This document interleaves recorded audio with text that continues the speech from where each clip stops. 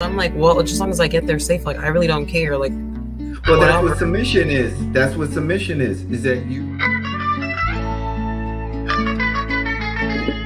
Down that I think everybody is at some point deserving to receive love and to be even into marriage if they do aspire for marriage. I believe that society shapes how we view things and how we look at things in our life.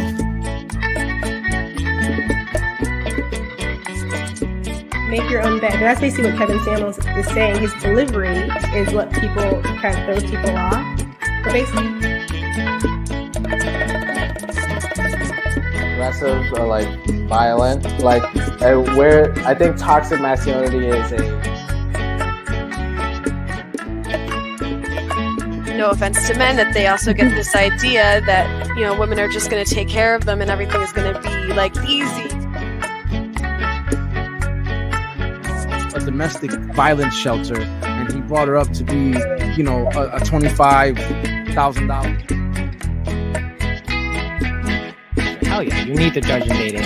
It is what it is. You know, you can't not judge people just because you feel bad about it. Like, you need to know.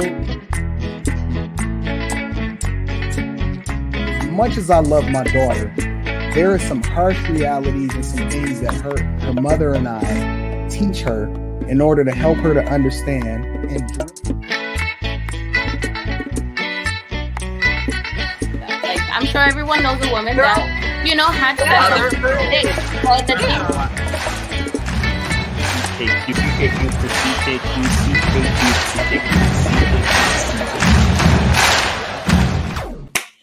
What's going on? Welcome back to CKQ Podcast. I'm your host, Clement. And before we go ahead to introduce the panelist, the wonderful two, do me a favor, hit that like and subscribe button to this channel for more content like this. We go live every Tuesday at 8:30 p.m. Eastern.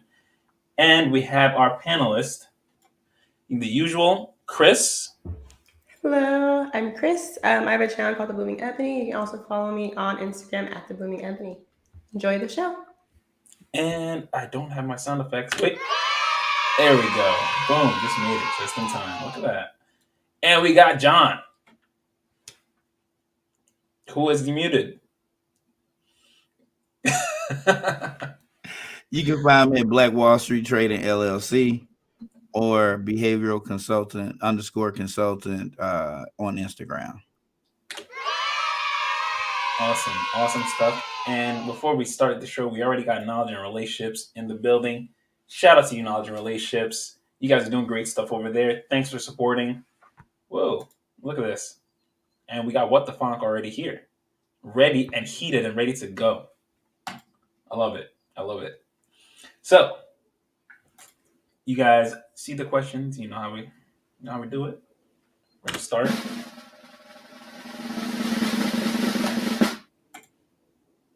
What makes a man feel secure in a relationship? What makes a man feel secure in a relationship, Chris?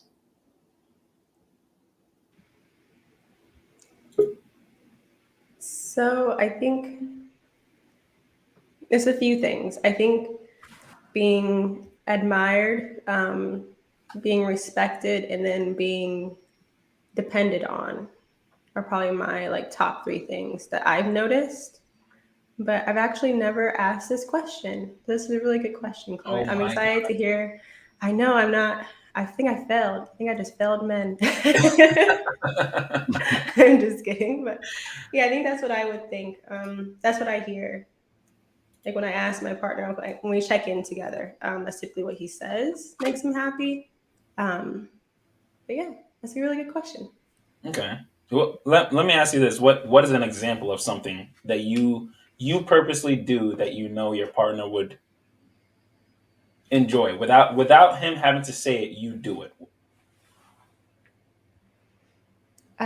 Support him in his endeavors. So like, for example, he just bought a house that ended up going through. And so supporting him through that, through the investment part of it, and being like excited for it as well. Like showing that I I want to do it, and that it means a lot to me, just as much as it means a lot to him. So Okay. yeah. Danielle, welcome to the panel. Hello. How you doing? I'm wonderful. Love it. Girl, why you want to look like the Grim Reaper, bro?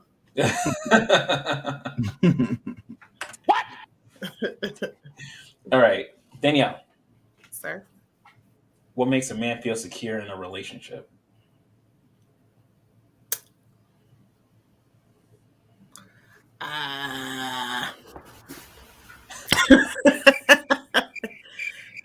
Absolutely. I guess I would go with what R. Kelly said. I'll peon you. He want a homie lover friend. R. Kelly said he want a homie lover friend. Okay. And so I think if you can be those things for This him. is a question that stumps women, I see. Okay.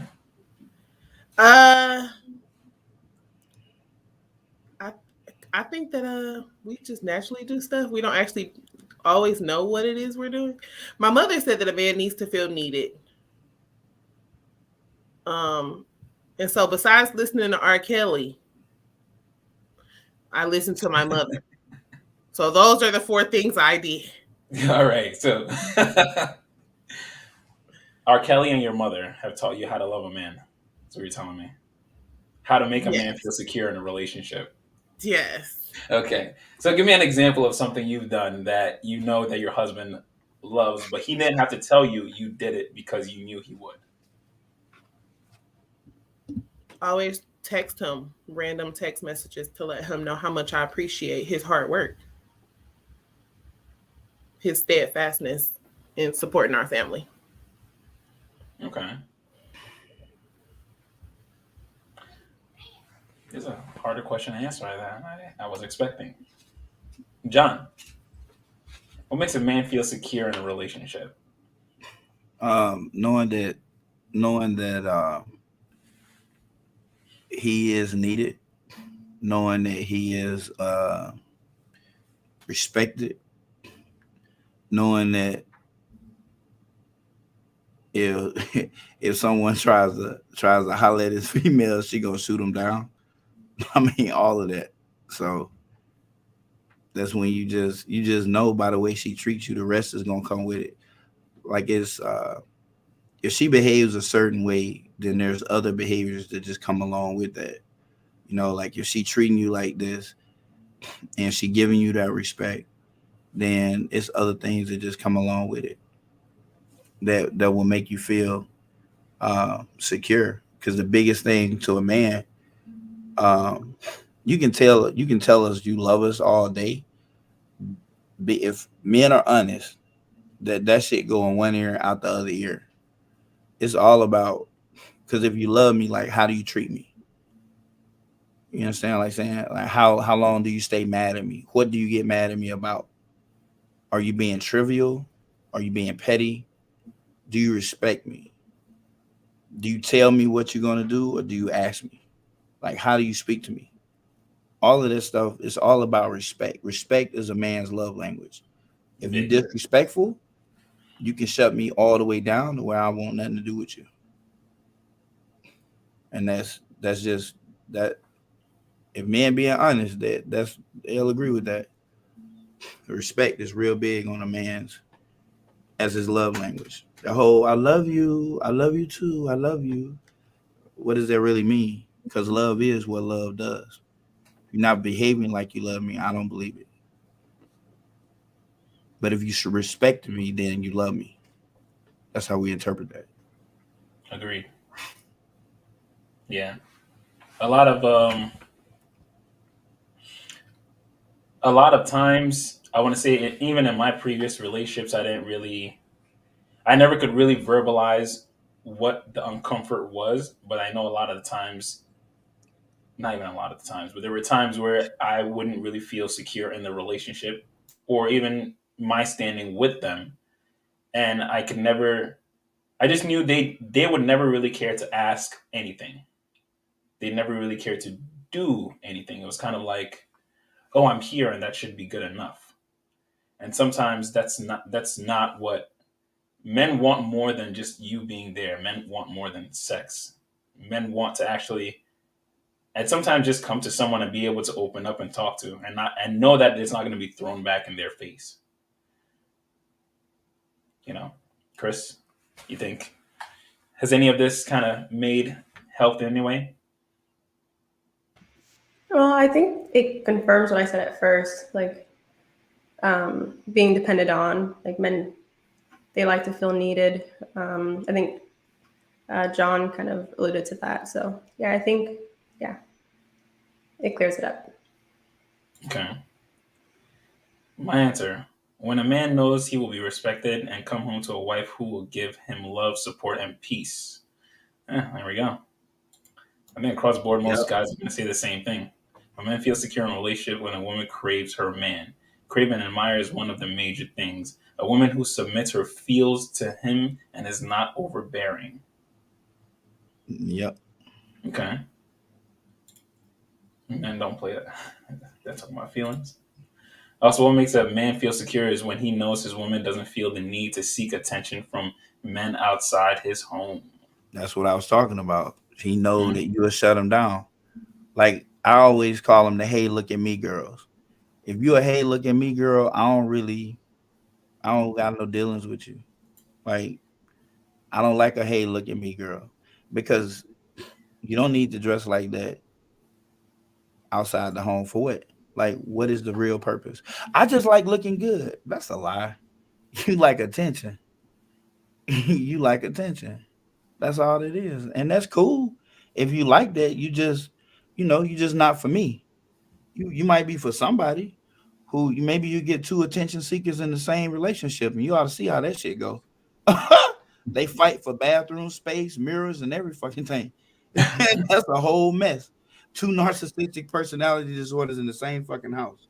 No, I'm pretty. No, I'm pretty. No, I'm prettier. No, I'm prettiest. Our children are the most beautiful. Yeah, like let's say that. Crazy ass. That's actually very true. I mean, John said the same thing. Tax saying the same thing. Also, shout out to everyone in the chat. You know, knowledge and relationships. Simon, what the funk, Tack Williams, Chase, bro, already on here. I love it. Appreciate you guys. Keep up the conversation. But it's over once the respect is gone. Love is second to respect, to at least black men. I cannot speak for other races of men. Honestly, I was gonna say across all men in general. Respect is the top. Top. Everything else is just it's second to that. But what? But let's turn that question around. What makes a woman feel secure in a relationship? Shit. John. You handling your business. You handling your business as a man, bro. Like if you paying for what you if you are if you show then you demonstrate you are that guy. You're a provider. You are you're compassionate, you're understanding, you're attentive, you're present. Um she feels secure, you're a protector because you can't just be a provider but you're not a protector. Because the minute she feel unsafe, like she can find another dude who's willing to be a provider. You can like don't get it twisted. Men, it's more like men have a lot of options because there's more women than men, but men, oh, you can be replaced. Like you can be replaced. So you can't be like a wimp, like scary or whatever. Because if you're not gonna stand up for her, she will walk away from you. That's a whole fact. She will end that. It'll be over. Like you got to be both. And one of the things that make her feel most secure, once you outside of your prime and you're not really into where the physical protection is not going to be such a factor, is how can you protect your home? How can you protect from losing the things that you acquired in your youth together, especially that's together? Because when she feels like she has to do it, or when she feels like you're just not like she doesn't trust, that you're gonna be able to sustain this, she'll hang in there with you. But if you make her too scared and she got small children, she gonna leave. Because and then especially if it starts, women are not built to work the same way men work. They just not. They don't even like it. If you talk to any woman who has a good job, compare the matrix between a man in that same job, how many hours he works versus how many hours she's willing to work.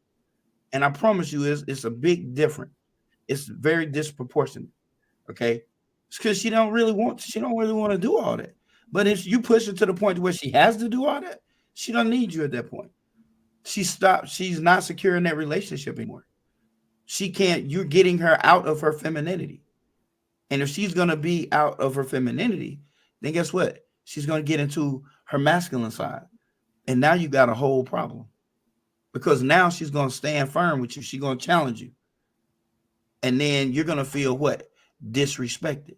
And when you feel disrespected, you're checking out emotionally. She's checked out emotionally.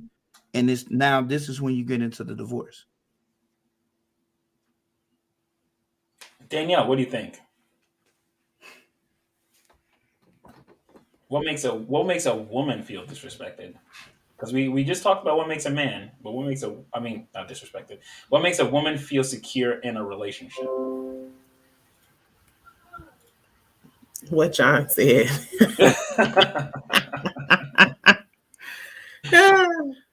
Yeah. If I don't feel protected, that'll have me really insecure, really unsure. I would definitely try. But like he said, every man I ever met want to provide for me. So that's not hard to find. But I definitely need to feel protected, not just physically, but emotionally. I need to know that I can be your safe space just like you are my safe space. I need you to feel comfortable to talk to me.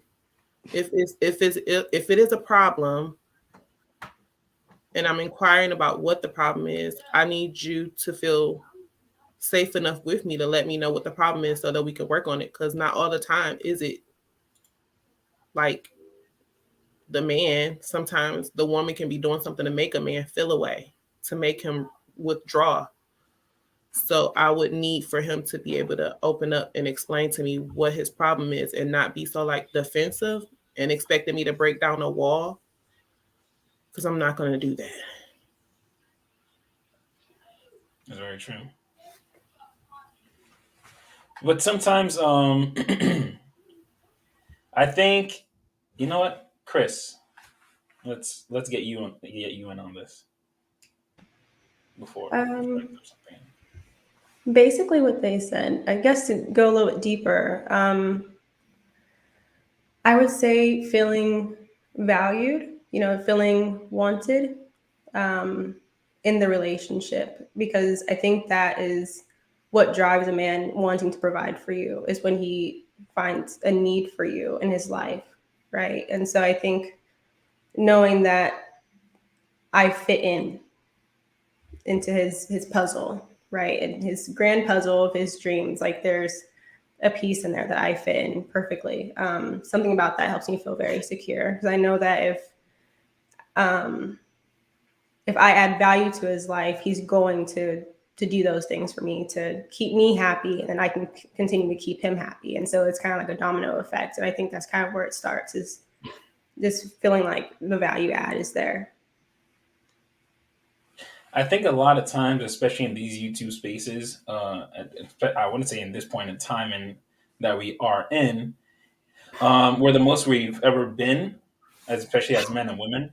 We're pretty free, we're pretty open, and we are the most divided we've ever been. I don't think both are bringing each other security as much anymore. What do you guys think about that? Yeah, I think you got a really good point. And Chris is really touching on that, which is something brings me to something that I thought about when my grandfather was talking to me a long time ago about women. When you finally get a woman like your wife. I'm not talking about every woman. Anytime I'm talking about your wife. You know how I am about. I don't treat girlfriends like a wife. I'm talking about the woman I asked to marry me, right? So, he always told me a woman needs an assignment. I'm like, what you mean? Like, what you mean assignment? Like, she has to have meaning and value for y'all. I'm like, okay. Then he broke it down, explained it to me. Like, she needs something to do outside of the norm, for instance, and make it a part of something that you got going on. Don't just take a project and run it by yourself.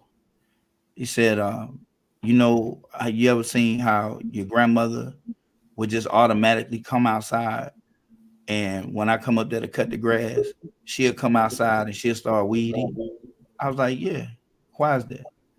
And he was like, because when we was together, that was one of her assignments. I would have her help me with the weed while I do the yard. And he gave us the time to bond. We took a break together and we got time to spend together. So, like, even when I had my business, my ex, when I was starting the business and getting everything going, she had an assignment. She was a part of that. You understand what I'm saying? Now, that was a mistake on my part because she wasn't a wife. So she didn't have the same vested interest in that as I did. She was just a girlfriend. But that's a whole another subject. But the point is, during that time when we were building that, you could see the difference. She would just wake up different. She was like, hey, so today, do you still want me to do that same inventory checklist? I finished it yesterday. Now, is there any, what else you need? And I was like, yeah, I need you to go and talk to this guy and set up a meeting so we can talk about the prices. Okay, I called this number. Is it thing you want me to tell me? I mean, I could see that she had, like, she woke up with a purpose that day. And each day, all the way up until we had a grand opening. And then she was the one who found that you looked up the contacts for me to call to make all this. But that's just an example. Like, she needs an assignment too. Like, you got to make her a part of what you do, and it just changes the dynamic of the relationship, in my opinion. Agreed. Definitely. I think a lot of times when we hear things like a trophy wife, or when guys want to take care of a woman and just not have her do anything, I think that's probably the worst thing you can ever do. You're going to get cheated on immediately. I'm telling you, you're going to get cheated on. I Beyond don't mind even shit on. Like, I think the idea is she needs to have some skin in the game too. Yeah. Let's just be real. She needs to have skin in the game. She needs to have some stake to lose. So she needs to be putting in legwork as well. It doesn't have to be the same as you. It can be different, but equally as important. But you can't make her feel welcome to the panel, man. I want to say good evening to everyone. Hey, how you doing, Mr. Williams? Man? Hey, how's it going? Dr. John R. Am I saying that correctly? You are. Put some respect on that name. I don't mind saying doctor. I did some work one time for a 39-year-old black female, and her name is Montgomery. And the people around her was calling her by her first name or something. And when they introduced me to her, I was like, how you doing, Dr. Montgomery, right? And she says, no, you can just, I said, oh, no. If somebody got a doctor in front of their name and you black, I'm saying that, So, no, it's cool, man. It's cool. How y'all ladies doing, though? I like my sister's keeper because she be looking like she don't go for nothing. But then if she sensed that, she used that emotional IQ, like, you good, she'll give you that smile and that wave. So how you doing, sister? I'm wonderful. How are you? I am better than I deserve, probably. Batak, man, what we talking? What makes a man or woman feel secure in their? You know what? Let's start with the man or go ahead. I'm listening. Let's start with the man side. What makes a man feel secure in a relationship?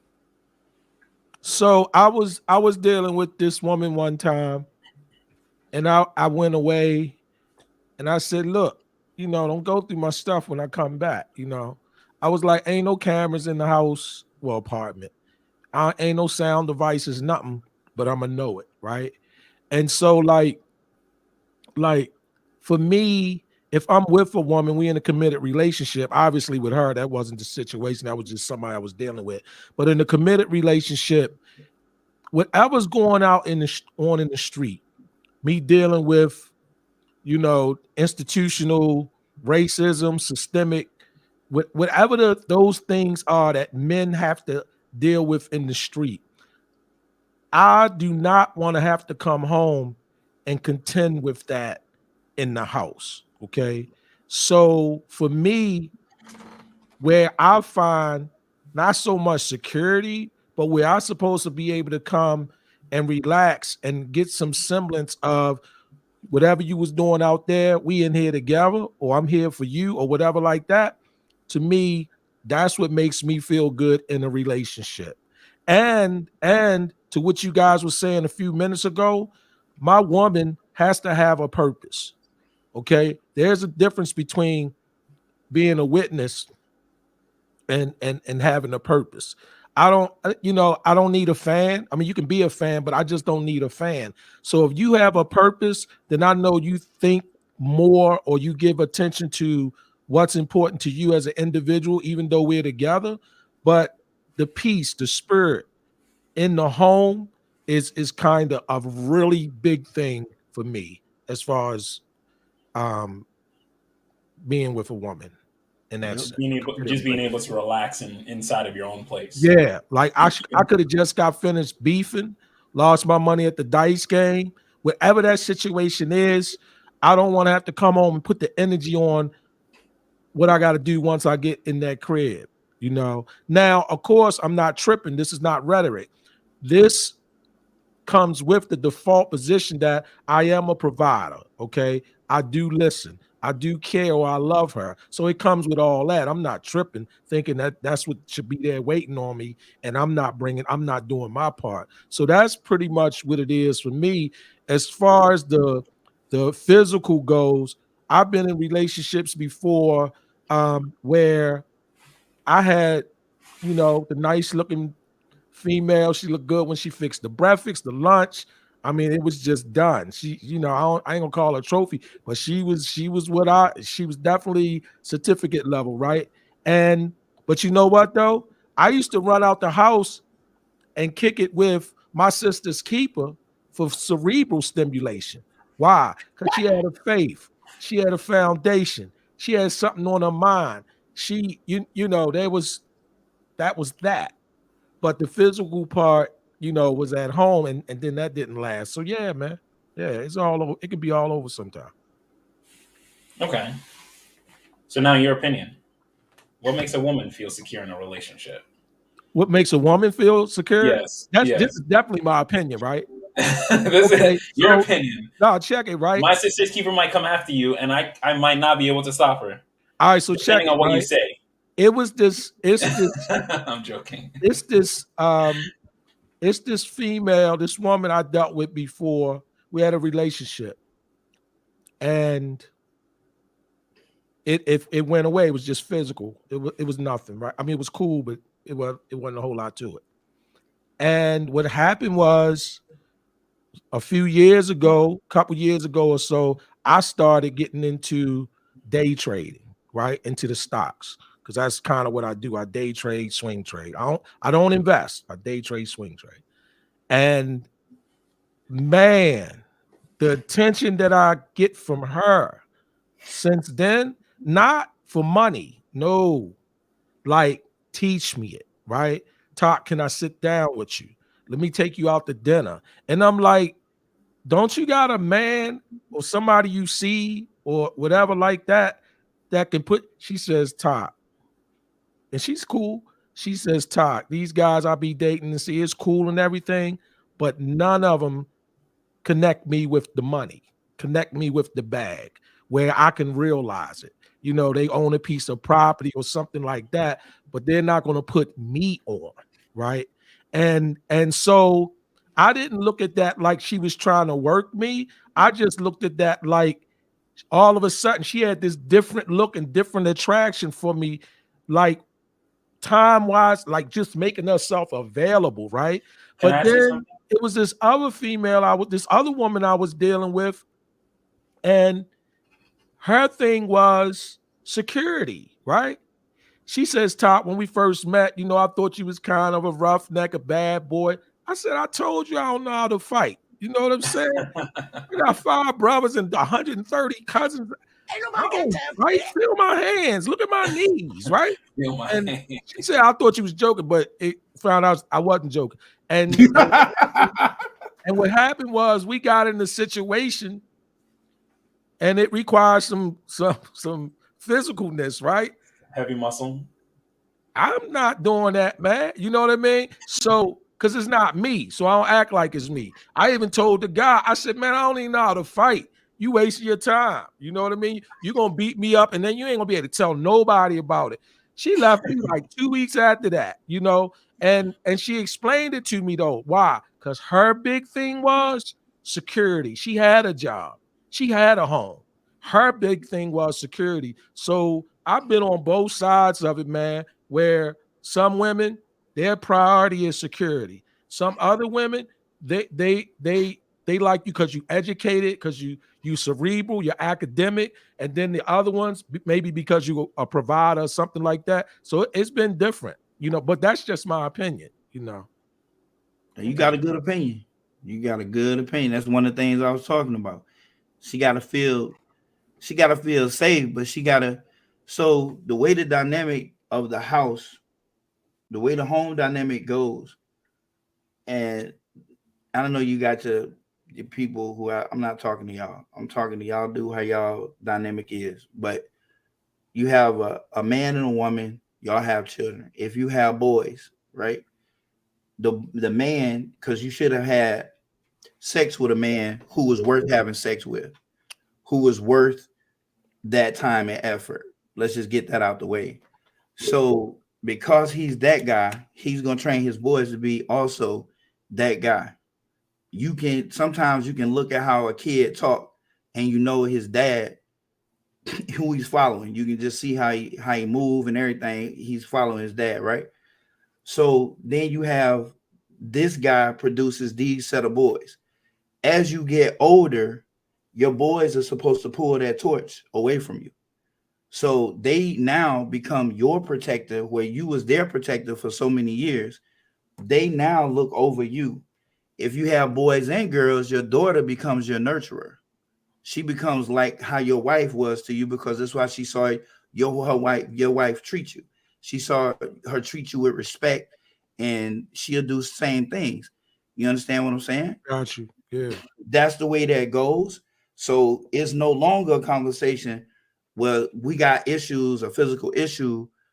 Well, hold on, man, I'm 68 years old, but now I do got 3 boys. If you still want to go down this route, they'll come and see what's going on if you want to be physical. Yeah, because absolutely. I'm past my prime, but they right in the middle of theirs. Mm-hmm. So I'm gonna call them real quick and see if we still have this problem. Yeah.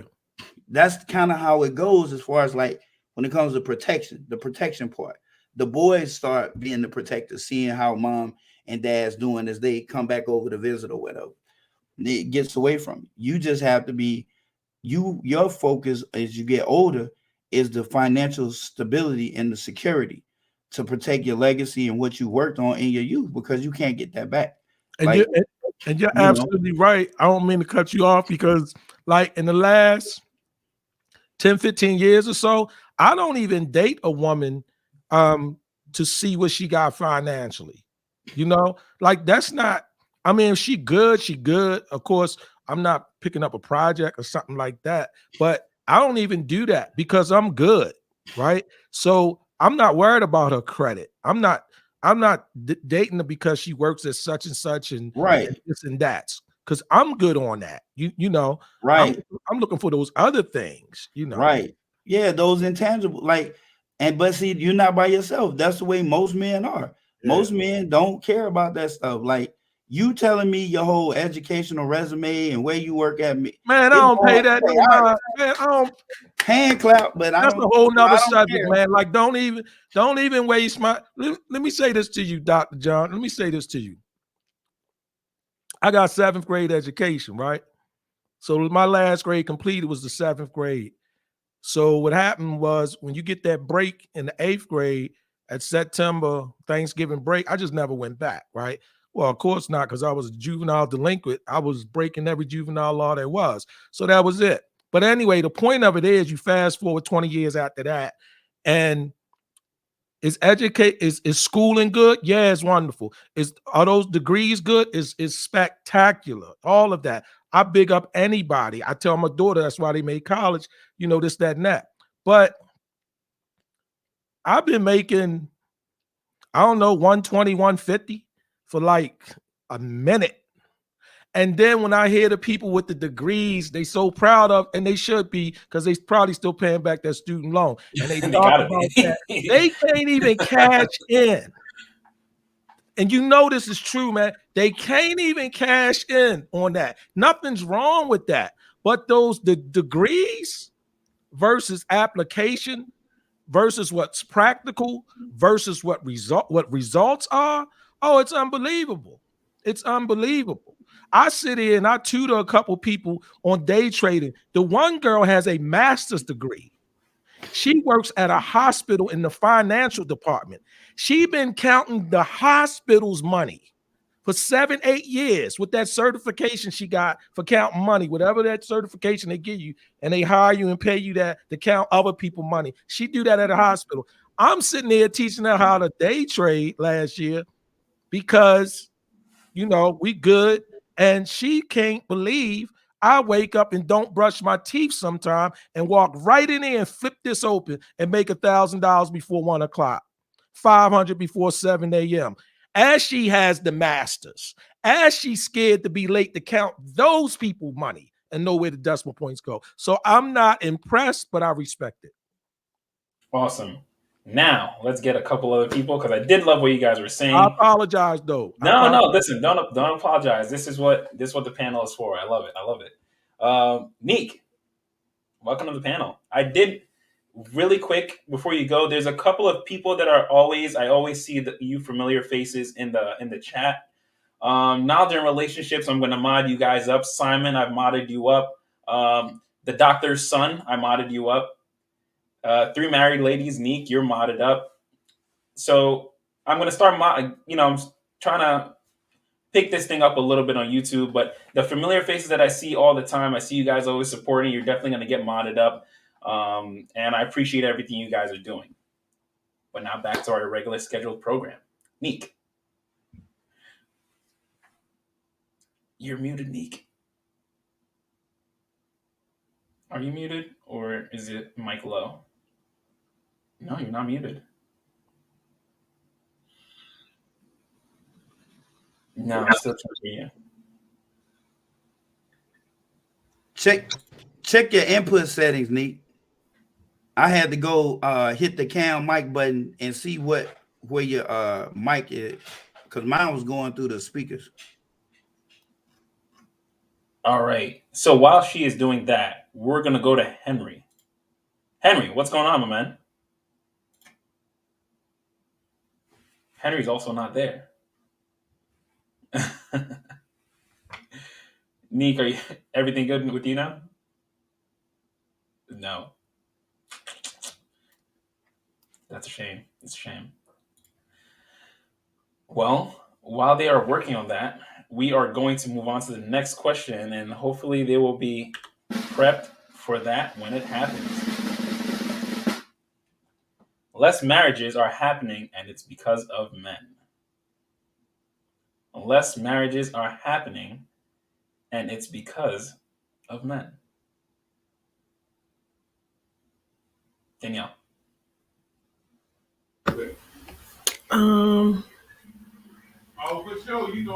I can't say that it's because of men. I don't like that. It's because of men. It's because of women. Okay. I really don't have a clue why less marriages are happening. I really can't say, but I wouldn't blame it all on one sex. That irritates me. Okay. If you had to take a guess, what would you say? For men, I would say they don't have to get married because women are so easily accessible nowadays. women give their milk away for free all the time. You know, they give you everything without a ring, so they don't have the motivation to have to marry. Women don't always find men that are of quality enough to want to marry them. So even if they want to get married, perhaps they don't know how to find a man that can meet what their qualification list is. So I think it's on both sides. Everybody is just not finding exactly what they're looking for all the time, or don't know how to find what they're looking for all the time. Okay. Neek, you want to say something? No. No, it's not. Okay. While she's working on that, Tack, what are you saying? Less marriages are happening. I was trying to read her lips and speak for her, but I'm not that good at it. I tried. I did try. I don't know how they come up with that. I mean, that's a good poke for me, the statement alone, because I have no reference about it. I was engaged one time, but I'm probably not married because I choose not to get married. But that's cool for the numbers because I got a brother that got married 3 times, so that make up for me never getting married. Right? So that you made it for all the men on the panel. That wouldn't throw. I'm not throwing the number towards the men because he did it 3 times. So I think for me, looking at the institution of marriage, once I was a little more mature, I realized, or if I had to say, well, what's so important about getting married? When 50% of the marriages or so around that amount, they fail and people go apart anyway, right? I think for me, it's the responsibility and the commitment. I think that's what it is, because there's a difference between us shacking up and baby, I love you. I've been here 10 years. I'm not going nowhere. There's a different feel, I think, when you're married, and then there's another level of obligation and commitment. And the default position is we're in this together. I think, and I can't even speak on it because I've never been married, but that's why I respect people that get married, even though I don't know what their particular motivation might have been, but that part about it, that commitment, that idea that is us. You know, I think that's commendable. That's saying something big when people are willing to take a chance on each other. So, do you think many people are moving with intention? Or I guess my opinion is that not a lot of people are moving with enough intention nowadays, and that's why there's a lot less marriages. Well, I guess we have to understand, is there a new definition for intention in terms of marriage, right? Are we saying, for the sake of the conversation, that the idea is it's like hold on, Tag. Yeah. Neek, I think you're good now. Talk. Speak. No. Guess not. Sorry, Tag. Oh no, we got to get this. She disappeared, right? I keep hearing something. Yeah, I think that the working definition or the generalization of with intent, it's like I tell my daughter, I say, look, if you're going to go to college for technology, I wouldn't really recommend that you go to college initially for technology, right? And she says, why, Dad? I says, because I can help you get in a position where when you go to college for the technology, you're already making 40, 50,000 doing some work somewhere. And then you can go to the college then after that. You know, technology is a field that does not require all of that time. You can get right to the core competency of things and get something going on, and then maybe attend school, depending on what the field is. Now, taking that back to people moving with intention, some people might be moving like, you know what? Until I get 25, until I get 35, it's all about me. I'm just doing my thing. I'm not trying to select nobody and commit, you know. And then you say, well, Where are they getting that from? That's why it amazes me when the older generations like myself, we say, you know, these kids today and back in the day, like my father used to say, when I was your age, we would walk a quarter mile uphill both ways and a half a mile. You know, I used to tell my father, I know, Daddy, but there was no Lexus truck sitting in the driveway. Okay. There was no Range Rover out there. You didn't walk past 2 SUVs to walk a half a mile to school, right? So with the younger generations today, they are the products of something, right? I don't know what their intent is. If somebody was to ask them, then you might find out a consensus would be, you know what? Until I'm 35, I'm not getting down like that. I'm trying to position myself. I want to get me on. And then you say, well, where do you get the ideology, that idea from? I watch my parents. I watch your parents. We grew up together, remember? Yeah, I just watch your parents fight all the time. I watch whatever. I don't know. I can't really speak on it like that because I don't know what the intention is. Even if it doesn't result in marriage, that's still maybe an intention. That's what I'm getting at. Okay, intentions. That's it. Okay. CJ, welcome to the panel, man. Good evening. Good evening. Can y'all hear me good? Yeah. Hear you What's just up, bro? well. Your mic is always crispy as usual. I love it. Oh, okay, cool. Thank you. What's up, man? Nah, not much, man. Listen, thank you for coming up to the panel. Before you go, though, I would like to get Neek's opinion. You can hear me now. I'm gonna just have to use a mic from now on because this computer is. I don't know what's going on. Oh, she can now mic drop. Are you gonna mic drop after you say something? No, I said I'm gonna That's gonna be have epic. to use the mic from now on because the computer apparently is not doing it. Every time I log on with the computer, that's when y'all can't hear me. When I put this in, then y'all hear me. All right. But talk to me. What were we talking about? What did you originally come up here for? I came up here to join the conversation and to bring someone up that I wanted, to have an opinion as well. I think I love him the way when he was on my show and he was helping out talking too. So I wanted to promote him too. There we go. Now he's there. There you go. So my opinion as far as less marriages are happening because of men. Mm-hmm. I think it is because of men because half of them want men instead of women. So you can marry a man, but why? Why get married nowadays?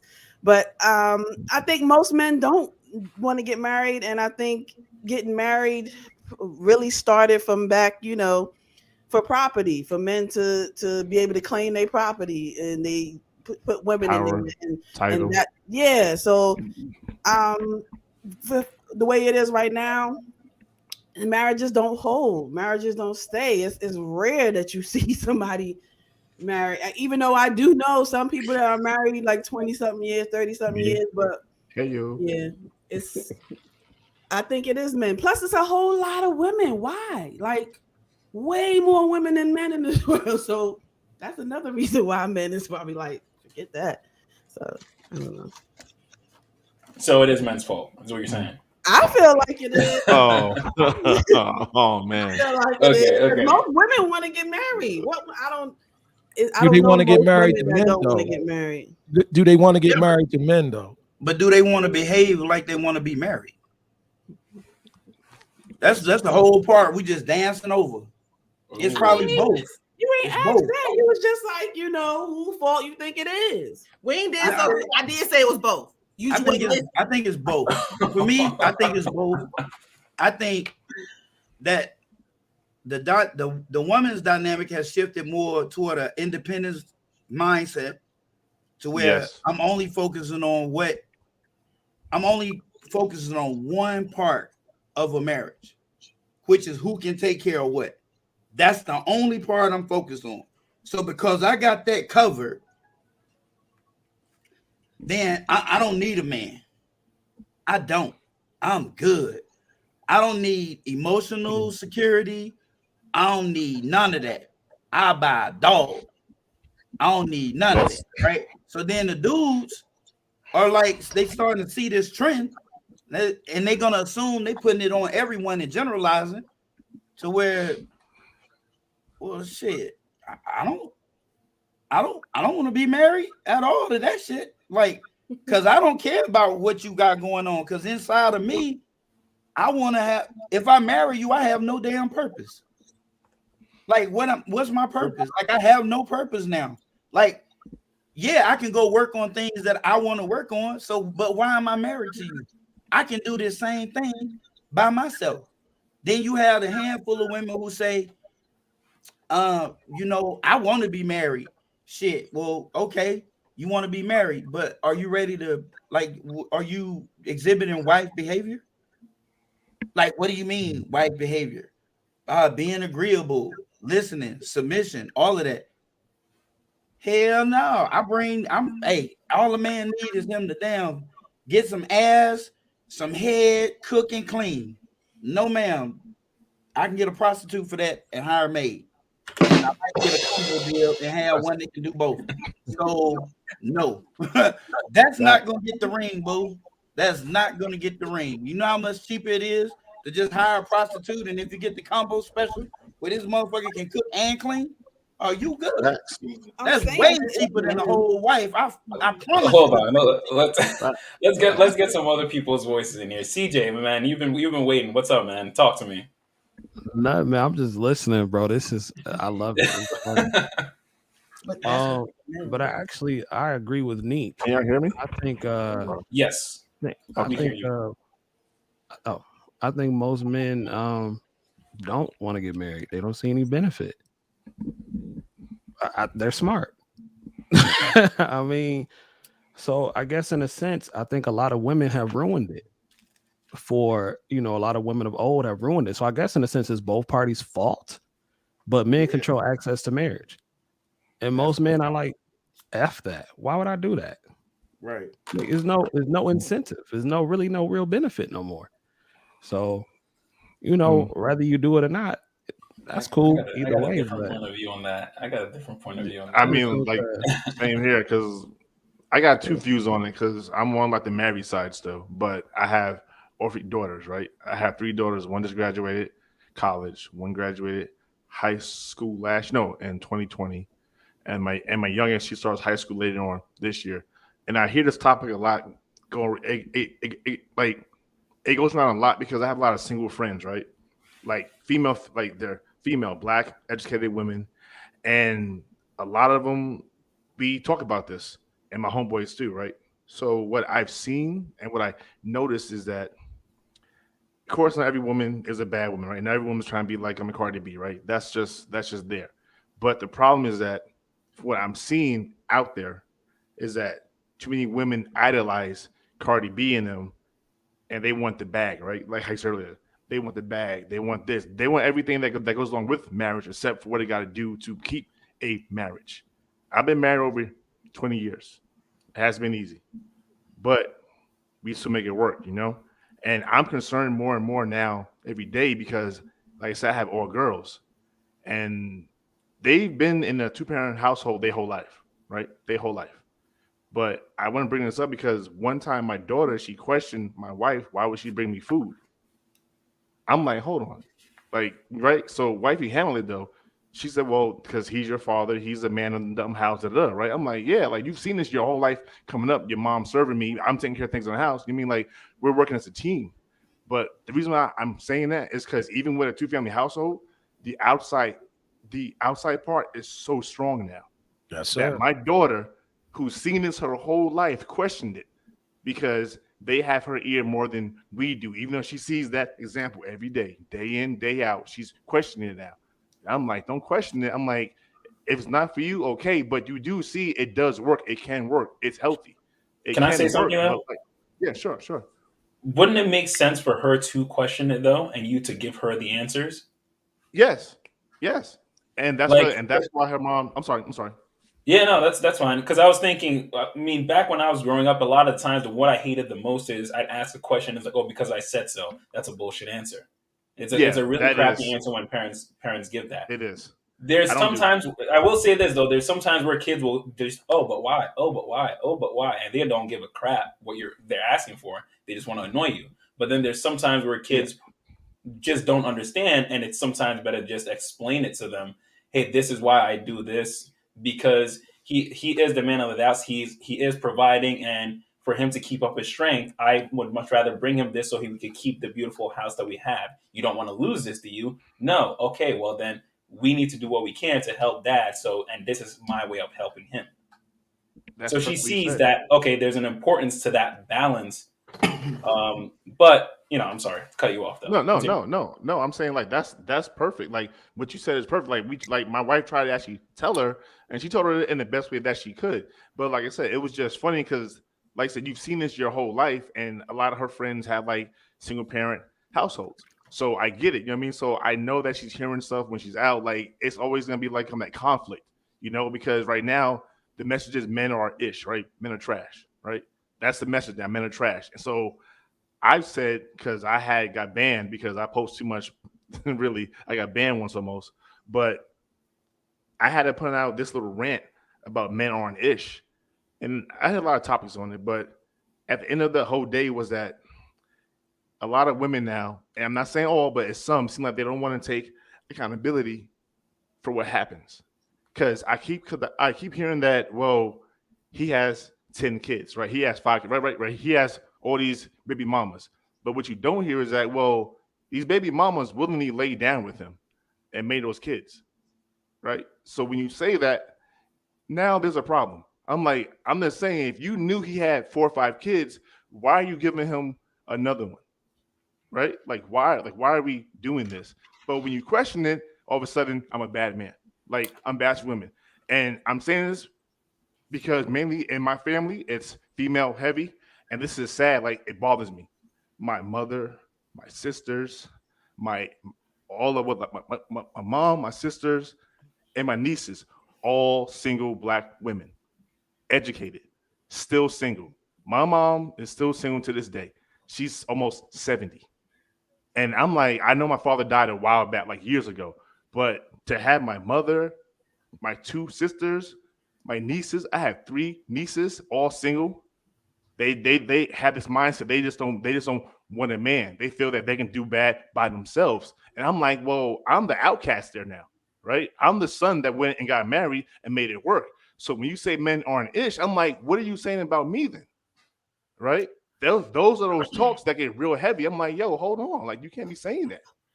I just want to say, I'm sorry, but you said that women give men babies, but women don't give men babies. Women are the receiver. That man and that woman did lay down together, but that man gave that woman the baby. Y'all sperm is alive and moving, and it finds my dead egg and gives it life. So she baked the baby, but that man made that baby. That It's man consensual. gave that baby. Yes, No, it is she's consensual, dumb and but he's dumb too. They're that's what I'm equally saying. responsible. Thank you, and that's what I'm saying. Why is it only? I'm being not told saying that they're not equally responsible. Oh, okay. But he was 'cause just that's- saying that the woman gave this man a baby. And it's like, no, the man gave her the baby and the woman kept the baby. Okay, but it still falls on her that she could have said yes or no still, right? She could have said It falls on both because It she does fall did on get both. pregnant, but that man could have worn a condom. That man And could have that's- also not laid down with that woman. And I that's don't a like gray when area. it's so heavily on one side than the other. I agree with you on that, but I'm talking from the men's view, and I do agree with you. It is a two-way street, but far too often we hear that he's a deadbeat dad, and that's why I just said. But if you knew he had other kids prior to you, why are you giving him another kid? That's why I said it that way. Okay. You know what I mean? But that's what I'm saying. Is like there's too much of that saying that, well, men just have babies everywhere. I'm like, well, like I said, but you took like you took half in that though. You know what I mean? It was half and half. But it's only told that men are just popping out babies. I'm like, no, we're not just popping out babies everywhere. It's just that it's 2 people. But we get told that we're the deadbeats. That's kind of raw to me. Great, yes, it is out there, but it's still like a one-sided deal. saying that men are deadbeats, and you know what I mean? Like it's just kind of weird. Okay, After all these years.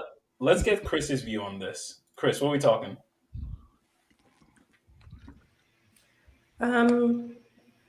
I think it's standards and independence. I think there's a lack of standards now. I think there were things. It was a lot more reciprocal back in the day. Men needed something. They wanted sex. They wanted the support, and in order to get that, they had to marry the woman. And not only did the woman require that, but her family did. Like, in order for you to even get close to her, you have to talk to her father, and her father had to give you, his blessing and all of that. And I think that, that family unit has broken down so much over the years that we don't see that anymore. I think part of that goes into independence and how that's evolved, where I think parents, I think some parents have a mindset that once their child is grown, they're grown, and they just kind of let them live their lives. Not all of them, of course. I think my parents are still fairly involved. But I do see that very often, where parents kind of just like throw their hands up and, okay, whatever happens, happens. Like, I did my job. And it's become normal for parents to not be involved with their children because they kind of feel like they're overstepping. But I do wish that involvement still existed. And then lastly, I think there is a lack of understanding of like duty and responsibility. One theory that I have is that 50, 60 years ago plus, the freedom that they had was earned. Like, they had to work for it. They understood that with freedom came responsibility. I think now we reap the benefits of that freedom, and it made us very entitled. And so, like, the work that's required for a marriage to work and to even get married, we're not willing to put in that work. We think that it's supposed to just come to us. But marriage takes work. And getting married, getting to the point of being marriage material takes work. And I don't think we're willing to put that in. So I heard a different perspective when I was on Anton Daniel's channel. Kayla, she was one of the guys on there. KJ was saying, women are the one leaving divorces. Women are picking the wrong guys, XYZ, blah, blah, blah. The usual argument. And she said, yes, women are doing that. Women don't have to stay with men who aren't treating them right anymore. Women don't have to, because women can now sustain their own life. Yeah, women would say, realistically, I don't need a man because they don't need men. So where I think this falls on men is that women have to adjust to the work life, the work world. And now that they realize, okay, I don't have to stay with a guy that I don't necessarily find any kind of emotional attachment to just because he has money. And what's the big battle that's going on right now? I would say since the Kevin Samuels boom, the high value man, a lot of guys now like, oh, I make a lot of money. Like, why aren't you going to like me? And it's like, well, it's not about you making a lot of money. You can make all that money. If anything, you're just going to get finessed if you make all that money. But the fact is, you're not getting the chance. You're not taking the chance to get to know me. You're not actually, you're trying to come at me with your money, and you're trying to come at me for sex. You did nothing else beyond that to try to get to know me. So I think that's why I would say it falls a little bit more on men, because now that women are sustaining their own life, they don't necessarily have to stick with a guy. But now as men, we now have to do a little bit more in-depth work of actually learning the woman. But learning which woman that we're actually choosing. Hold on. Like, I heard all that too before. But the problem still is that, yes, women are making their own way in their own life, but we're still leaving out like that subsect where it's like, I get the Kevin Samuels thing on the high value man thing. I get that, but that's a small percentage of men. But then I also do understand that some regular guys, they try to copy that lifestyle, right? Right? Basically, they try Very to come average, like, right? We're talking 25K a year guys are talking, oh, but I'm a high value man. Yeah. I'm 5'11". And that's where a lot of people, I think, it gets kind of mixed up at that. High value means, like, technically, like, it says money, but there should be more in there. So I agree with you on that. Like, there should be more than just like money, but it still falls down into this area now where you have an average woman and an average man when they meet, and it's more like, I get it, she can do for herself, but we're seeing more like she can do for herself, but there's this pressure saying, well, what else can you do for like me? And it seems to always keep falling back on like that one part. It's like money, right? I mean, even, and mind you, I'm not saying high value. I'm just saying they're just average people. It seems like this woman is still doing her own thing, but when a man comes to try to actually talk to her, money comes up out of their mouths. Not all the time, not all of them, but it seems like that's more of that like that talk. Like I'm I doing would this. say, I What mean, can you add? You know what I mean? It's like kind of, you know what I mean? No, it's I'm also kind the of same twisting it thing. around. Like you can't necessarily believe everything that a woman says. You watch their actions. And if their actions is that they're going to go with the stereotypical Pookie and Ray Ray who don't have anything but still have kids with them, then why are they picking those guys over the high value man Thank who you. has Thank 150? you. But I'm not saying that's wrong. I'm saying that the guys that are making 150K a year need to watch these guys and understand what they're doing. These guys are actually probably paying attention to the women. These guys are probably watching a little bit more of their movements. These guys are probably giving them something besides trying to throw money at them. That D. Thank you. I was just gonna say that. It's just primal. It's just primal. Thank you. But there's more to that. Well, I don't know. Well, maybe for some that'll just have the kids, but I don't think that's the huge majority, though. I can tell you this from what I've seen and people that I've talked to. CJ, I want to come to you because I feel like you're itching over there. Even in my family, like I said, like this is like from my internal, seeing my family go through it, having friends that talk to me that are single and married. What that part is when you just said that Pookie and like the like them, they get all the girls because they're the bad boy. Now, all the women here, you can agree. I think at some point you chase a bad boy, right? There's something about the bad boy. He's like an alpha male. Okay, all right, okay. Well, then you're like the few. That's great. But most women want that bad boy, right? Because that means that he can take care of you. He can keep you safe, right? It's all like this can be like a correlation thing, right? That's why a lot of women, not all, but some women date like the bad boys. He has drug dealing stuff because he's tough. It's a masculine thing. That's a real masculine thing. Is every woman? Mr. Henry, No. Mr. Henry, save some stuff for our show. That's our topic, okay? That's our topic. Don't be giving our topic away. I'm just saying that's why most of them chase those guys because they all broke, but they're tough guys. You know what I mean? Like they have like that masculine stuff going on. That's what that is. That's what that is for some women. It just draws them in. So that high value guy that has a good work ethic, he's treating her nice. Some women just don't want that.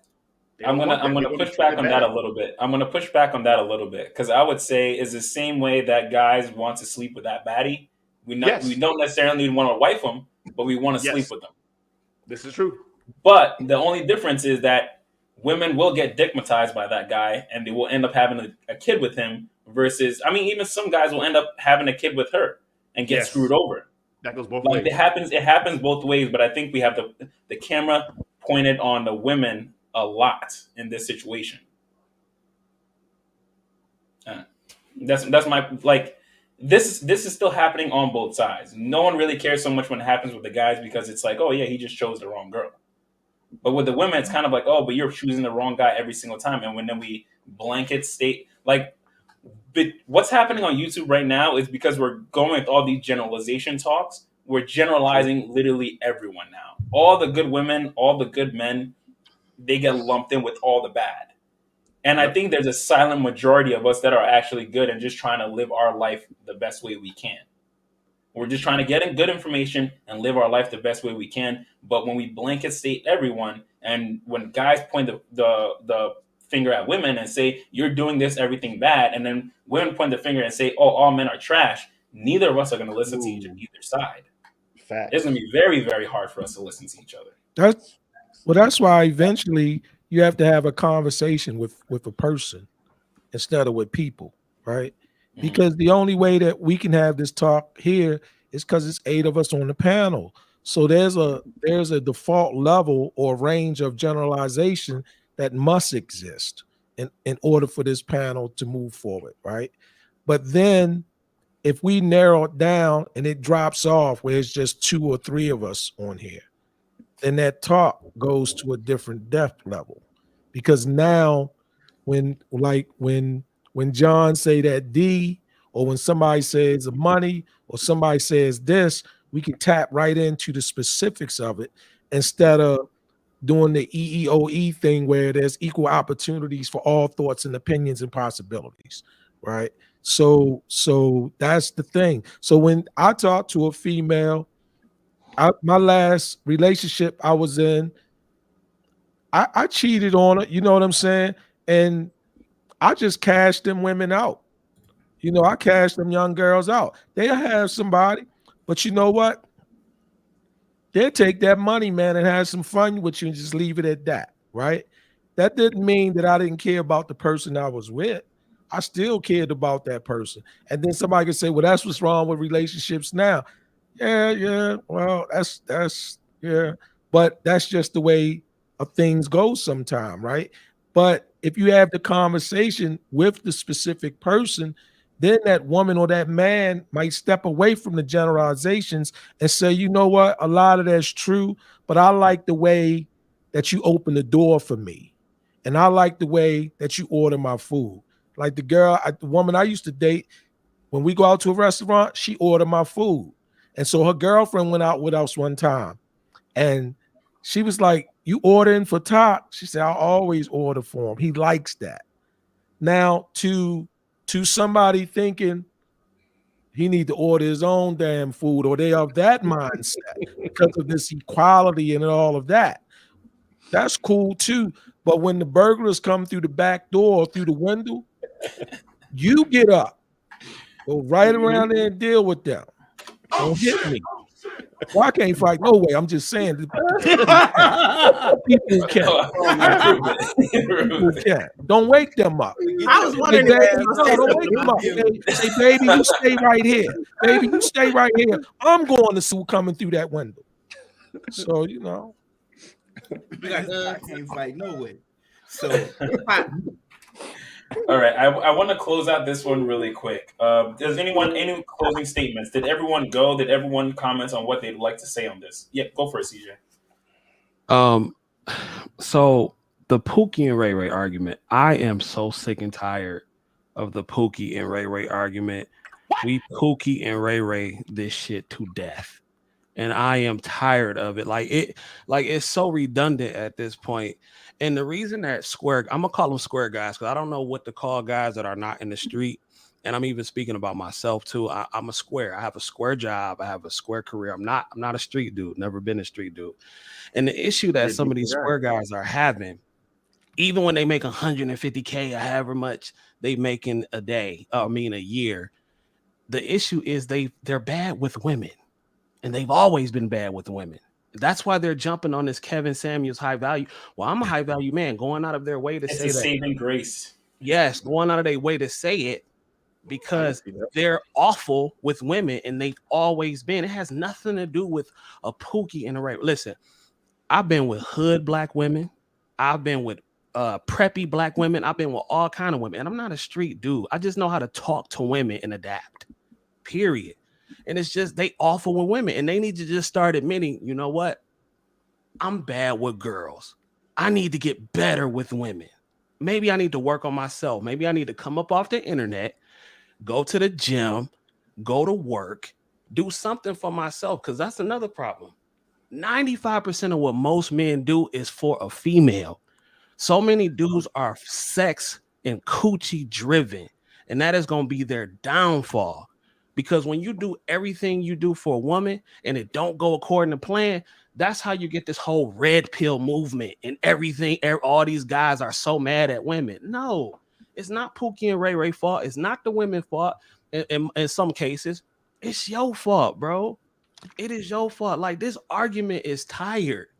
If you know she messing with dudes that got 3 or 4 kids, why you messing with her? Why you trying to mess with women who don't want a guy like you? For what? Like, this argument is dumb. And I was saying that the other day on my show. I said, people really don't want solutions. You know why? Because if you give them the solutions and you actually apply it, you got nothing else to talk about. That's it. There's nothing else to talk about. I don't mess with girls who I don't mess with girls who got no kids. But I don't mess with girls who had a bunch of kids in the street. I don't mess with hood. And I ain't never had a problem with no kind of woman. And I'm not a street dude. I'm not a gangbanger. None of that. Y'all are just lame. Y'all are just lame, and you don't know how to talk to girls. So I'm sorry, man. I don't know. That argument is tired, though. Y'all get too much. That was 120% fact, bro. That is. Listen, the big boom when Kevin Samuels came out, it was like, okay, yes, that was the narrative for a little bit of time, but then it was kind of like all these guys still just kept that narrative. Never did a single thing to work on themselves, but Exactly, just bro. kept that entire narrative, man. And then and the problem with Kevin Samuels too, not him particularly, but the problem with this movement too, bro, it gave a voice to men who would never ever really have a voice in real life, and the ones that can make a lot of and ones who can make a lot of money but don't want to do nothing else. People think that's enough. Listen, bro, when a girl first look at you, she don't know how much money you got, bro. She don't know how much money you got. But what she can tell, if you a fat slob, are you dressed nice? How your shoes smell looking? good? Do you It smell goes both good? ways, but that Can goes you both ways. talk? Are your teeth jacked up? Are you cross-eyed? Like what's going on, bro? Like, is your hairline crazy? Do you have a nice haircut? None of that. You don't need to make $100,000 to have any of that, bro. Like, this Pookie and Ray Ray shit is I hate this argument, bro. Like, it's dumb. Like, it's beating so a dead stupid. horse. Like, I mean, but when you use the Pookie and Ray Ray thing, that's like the average mean, though, right? Who cares Is it what not? this broad is choosing? If she want to choose a guy who's less valuable, leave her to the streets. Who cares? And I agree with you on that. What was your question, Henry? You said I'm saying like I agree with you on that, but the high value part, that's like I said before, that's a small percentage of men. So you really can't really use that as a it's gonna be like how can I say this right? You can't measure the whole spectrum off of like 1%. It's a small spectrum, but it is a small spectrum, and it's a very tiny segment of men. But when it's exacerbated to all men, now because it's popularized by Kevin Samuels, all men are using it as their staple, as their high. I'm Mr. High Value Man. And if you think these bras out here smashing high value men for real, every bra just happen to know a millionaire, but never get wifed up or marry one. And how come every woman know a high value man, but they never can lock one down? These bras ain't smashing high value men. These bras are smashing dudes with no job, bro. Like, regular, come on, bro. This that's what I'm talking about. Tired. It's just regular people. So what you said is right. Truth. I mean, but that's the truth, though. It's like this is really a talking point for just regular people, and it gets flipped on its head constantly because, like I said, they'll go to the high value part even though they're not high value, and that's on both sides. Like women will say, "Oh, I know a guy." Right, like I know a guy that does da da da da, but then like how you said it, and Kevin Samuels, he's said it multiple times. Then why hasn't he married you? Right, that's the truth. If you're doing all this marriage material, exactly, and that's what I'm saying. It's a two-way street. If I'm a high value man, it's more women than it is in this world, and it's more women than are men, right? So if you're a high value dude, you're not fixing to I might smash you. But I'm not gonna get on one knee for you. That's just that. Like, it's just not gonna happen because you gotta exhibit certain things. I gotta see certain things out of you. Like if you're a high value man and you moving in certain circles, you around certain things. You gotta be able. If you're gonna be with me, you gotta be able to move in those circles. You gotta be able to talk on that level.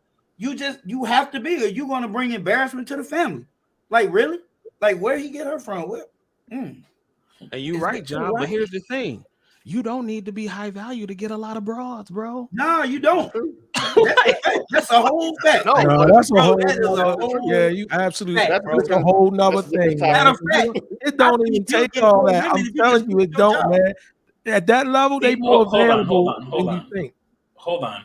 I think that's where the conversation still gets skewed for a lot of men, especially a lot of young men, because all of us are sitting here. Yeah, you don't need to be high value to get a lot of broads. Like, I think we need to stop the conversation solely focused on women. Thank you. That's what I really think needs to happen, because a lot of guys are moving and if I need to become a high value man so I can smash as many IG chicks and put some hot sauce inside of my condom. Drake, like that's Drake. Shout out to you, Drake. Shout out to the GOAT. Shout out to the GOAT, Drake. That was awesome. Drake officially the GOAT for that. You guys, I'm assuming didn't hear about that? Yeah, I heard it. That was awesome. Yes. He's genius. Drake got with an IG model, put hot sauce inside of his condom after they were done to kind of sterilize everything. And after he got out of the bathroom, she went in there and tried to insert his semen inside of her. Obviously, her screams of pain brought him in there, and now she's trying to sue him. Because she was being The nerve Yes, of her. that's the world we live in now, ladies and gentlemen. All right. Whoa. That's that hot Shout out people to you, right Drake. there, boy. That was a good move on his part. Yeah, it was genius. It was genius. It was. Man. But we still got a show to run. All right, Yes. we're still professionals here. Come on, people. Yes. All right, Man, we're gonna move on to the next line, question of baby. the night. I'm working on my pickup line. It's called. That's what's in my I'm bag. working on my next mixtape, boo.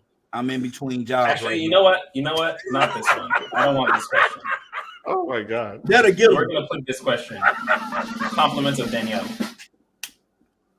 Should men look at women as a bill? Wow. As Should a what? men look at That's a women good one. as a bill? Like, I like BI? that. Okay. All right. I like that. Neek. Should men look at women as a bill?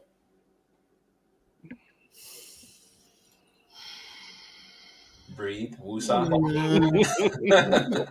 I mean, I don't think they should, because I feel like it should be a team. So to look at just that person as a bill, that means that person is not on your team. That person is not helping you. I mean, that's in my opinion. And I just feel like you could see her as a bill, but if she's working with you, then she's not a bill. You know, she's helping you towards that goal. So she can't be a bill if she's helping you towards that goal. But you're some, but not all. It's an expression called some but all, right?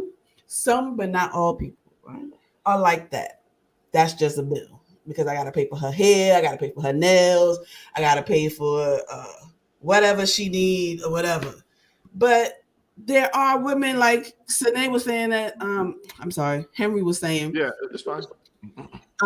that take care of themselves, so they don't need a man for all of that. So why is the man is the bill nowadays? The man is the bill nowadays. Not the women. If she don't need me, I definitely damn don't need her. That's the whole thing. I don't need her for shit. Okay. We'll start with the ladies on this one. Chris, should men look at women as a bill? Dollar bills, y'all. No, I think, well, depends on how you define bill. If you're saying bill as in like expense, like money that goes out that you never get any benefit for, like, I don't know, paying for your student debt. But if you see it more as like an investment, something that you get value for, but can still be risky, you know, like you can invest a lot into a person and then you can end up with a loss at the end, you know, if you end up getting divorced and they end up taking a bit more because you didn't protect yourself with a prenup or something. So I wouldn't use the word bill, but I do think that a woman, and it can go vice versa for men as well, but specifically a woman, yeah, I think they're more so an investment. They can be. So a bill. No. Would you call your stock a bill when you put money in Vanguard? It comes out of my check, so. Okay. Danielle, should men look at women as a bill? Yes. So this question, just taking this question out of air, it don't really make sense. But I sent the video where the man was saying that men need to be men, they need to be responsible and be able to take care of their woman. And so you can't get with a woman and not have what you need to be able to provide for her. So in a sense, a woman is a bill because it costs money to have a woman. Whether you have to pay for her nails or her hair or anything, she could pay for all that. But most women, if you get with a man, you expect him to pay, if not all the bills, majority of the bills. If you're the type of one that woman contribute, you're not really trying to be 50-50. So you have to have money. If y'all want to go somewhere, y'all going to date, a woman might pick up the bill sometimes, but 9 times out of 10, that man is paying for that date. So to have a woman costs money. And I don't know any bill that you pay that doesn't bring you back something, Miss Chris. My phone bill, my heat bill, my streaming bill, every bill gives me something. Not if you have a degree in women's studies. I'm just kidding. And even if it is paying for your loans, you got an education for it if you were smart enough to finish, steadfast enough to finish. So everything that you pay for gives back something. A woman is a bill because it costs money to have her. There are even the men that don't have a lot, they have to pay something sometimes. The woman may pay more, but he has to pay something sometimes. It just even a homeless man has to pay for that woman he got. Stop the cap. So yeah, a woman is a bill. You got to pay. Tack. I look at them as bills, because I'm a provider. I look at them as bills. I was in relationships. I bought her a car. I ain't put it in her name, but I let her drive it as long as we was together. And then when we wasn't together or something go wrong with the car, she didn't take that car and go get it fixed. She would tell me a light came on. I'm driving the one that work all the time. She said a light come on. Okay. Somebody selling gas because they got the debit cards or whatever at the gas station. I call her, come around the corner, fill your tank up or whatever. It's like that. So yeah, it's a bill. It's like get her hair done and you want to go somewhere, cruise. I don't want to go, but I'm gonna help you go if that's what it is. Yeah, it's a bill to me. But that's just how I get down, right? Because that's part of my 50-50. So when I say 50-50, when people say people should bring 50% to the table in the committed relationships, I'm saying that because I ain't never been married. I think that's true. It's just that you're 50 different than her 50. I don't look at it like I'm making 125 a year. You making 50. How you gonna bring 50? That don't make sense. Your 50 is represented by those other things that you bring to the table that I don't bring to the table. So I look for that. How close can we get the 50 at that point? So yeah, I look at it as a bill. My daughters, they're a bill. I was glad when they graduated to go to college. Real happy. Not so much just for their education. Yeah, absolutely. Women are a bill. Men should look at women as a bill.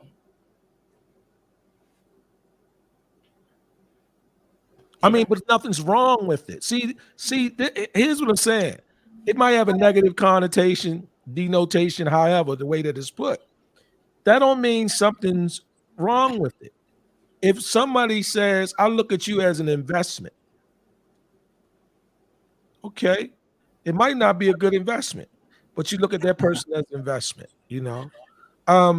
If somebody says, well, there's always going to be some exchange, right? Some purpose. Why am I with you? Like we were saying not too long ago, why am I here if there's no purpose to be served? How are we going to complement each other? How are we going to supplement each other? How are we going to grow together? How are we going to fuse this thing, right? So there's always this give or take to and fro or some level of expectation, maybe a reciprocity, not in the exact same thing. It's like, it's just different, but I don't see nothing wrong with looking at somebody. People don't have babies because they can't afford them. They're looking at their kid as a bill. And I'm talking about the husband and the wife. Ooh, that's a good point. Very good point. We're not ready for that now. So what do we say? Oh my God, that's not right. They're not ready for another human being. Right? So no, it's not bad. It's just the reality of it. That's why I say when I date and there's nothing serious, I rush to cash them out. Why? I'm not going to lie to you about God and tell you how important and smart you is. I just want to have some fun. So if cashing you out, treating it like a bill or expedite that process, It's like going to the cleaners. I don't care about the chemicals you use, man.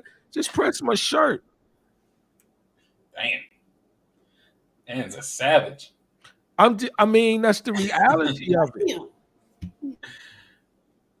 All right, CJ, what are we talking about, man?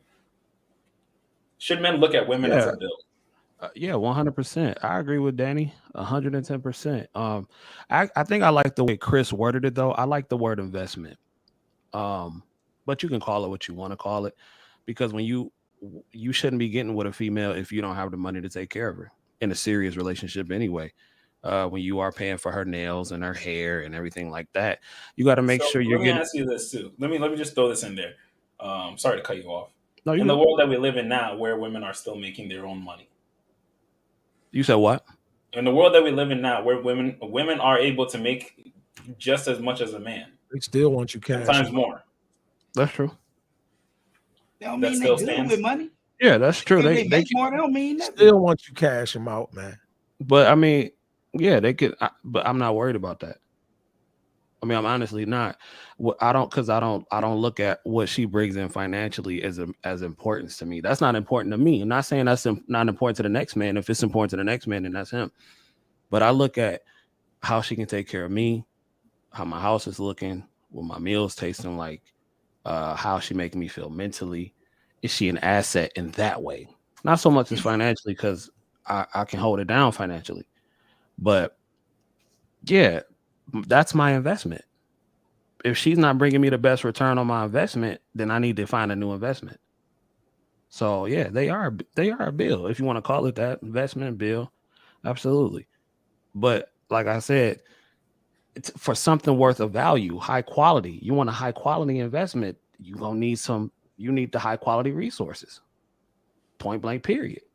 It is what it is. Now, again, there are a lot of how should I say, skeezers diluting the product. So you may not have to aim as high. What do you mean by that?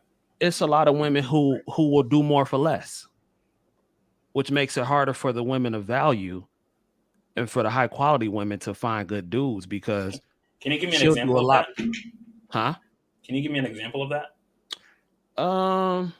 Okay, well, let's just say you got a girl who is, y'all know me, I don't mess with women with kids, but let's just say you got a woman with a kid or with kids. She may be willing to do 50 times more than a woman without kids will do, just because she knows she's at a disadvantage in the marketplace. Okay. If she wants to compete for a guy like you or a guy like me, who are single, got careers, got the whole world ahead of them. If she knows she wants a man like that, she's going to have to work 100 times. Well, not 100, but she's going to have to work a little bit more harder than the girl with no kids. Now, the girl with no kids, she's still going to have to put in some work initially. Now that she's seeing that this is her competition, she's going to have to step it up too, because this man has options.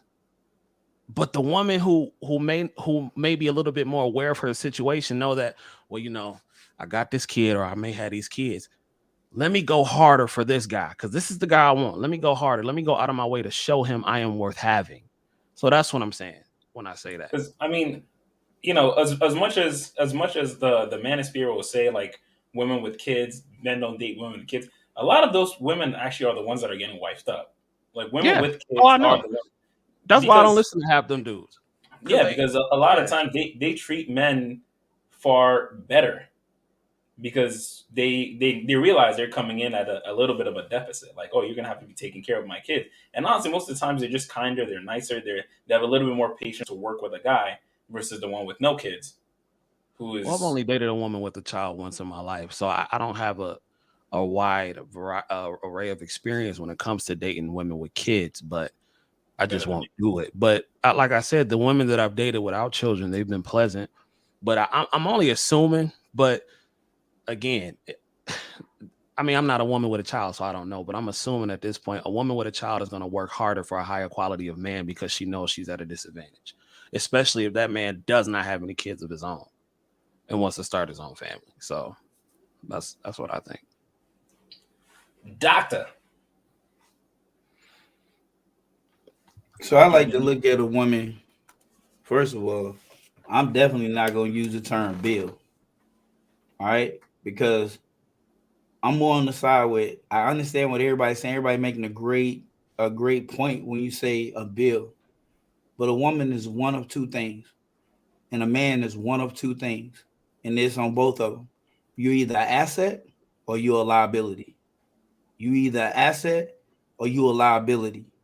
Because if you doing all these things and you get nothing in return, that's a liability. You need to cut your losses. That's a bad investment. All right. And the thing about it is the same thing that makes a bad picker is the same thing that makes a bad trader. You don't know how to read the indicators. You should have been looking at the MACD and pulling up your Bollinger Bands, and you came in at the wrong damn time. All right. You came in and that shit hit a damn downturn to the downside and fucked you up because you out here. Well, I'm just gonna do this and I'm gonna pour all this energy, all this money because society said I need to get her hair done, I need to get her nails done, and you, I got it too. And then you get talked to like a dog. Don't never get no damn sex. She treats you disrespectful as fuck. Okay, when you gonna cut your losses? Because see, when you a bill, as long as you got money, you keep that bill on. If she a bill, you can keep that bill on as long as you got money. And when you run out of money, that's that. But if it's an investment, it's a good investment. How's she still a bill? No, she an asset. If the well's starting to run dry, she gonna pick it up where you left off at. Because if she decent, she got money and she's saving it. She ain't spending your money and her money. That's an idiot. And if you invested in the idiot, you an idiot, she an idiot, and y'all fucking deserve each other. And that's all I got to say about it. Okay. Henry, finish this off. Close this out, man. What we talking? Hey, man. Yo, doctor. Yo, you took a lot of words right out of my mouth, bro. And like I said, I've been married almost 25 years. So everything that you just said, I totally agree with. I have homeboys that have did exactly what you just said. They invested into the wrong women and then know when to pull out and got ruined by it. Got ruined. So everything he said, like doctor said, yo, doc, I'm with you on that. Like I am. And like I said, my wife, she's a nurse. I made sure she got all her things done.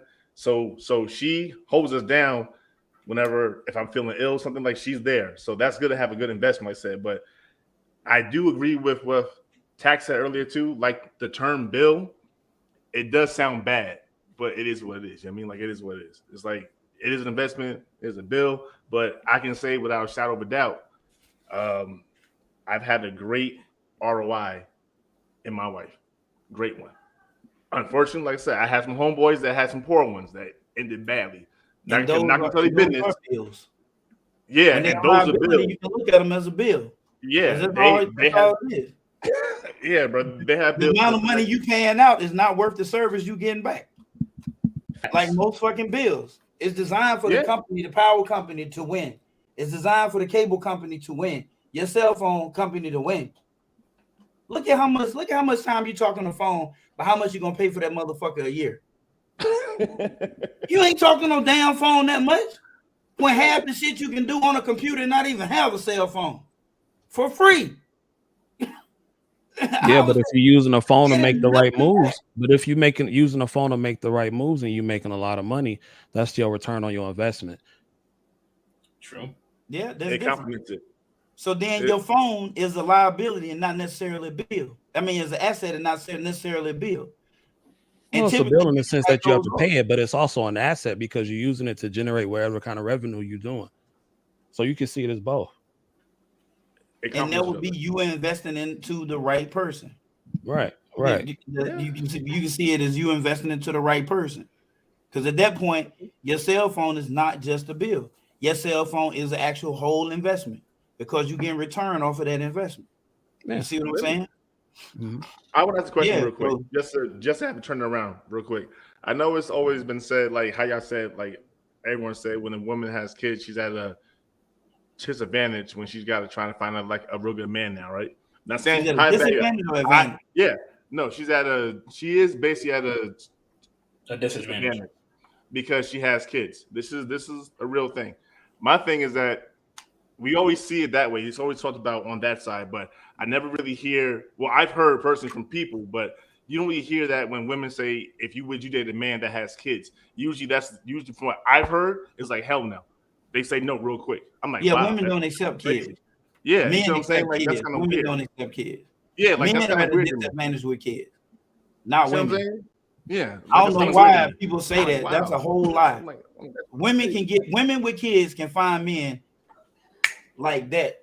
Men with kids, on the other hand, you had better be ready to make another baby, because if you get a woman who's in a fertility range, bro, I'm telling you, this is a whole thing. I don't know. Women get jealous of their kids and they get pregnant. Now, I bet you name all of y'all know somebody.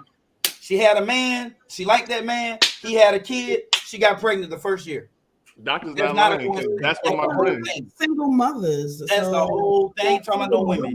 I'm talking about a man who have a woman. If you look at it, they be pregnant the first year because they competing with that baby. They do not like it. They jealous of that baby.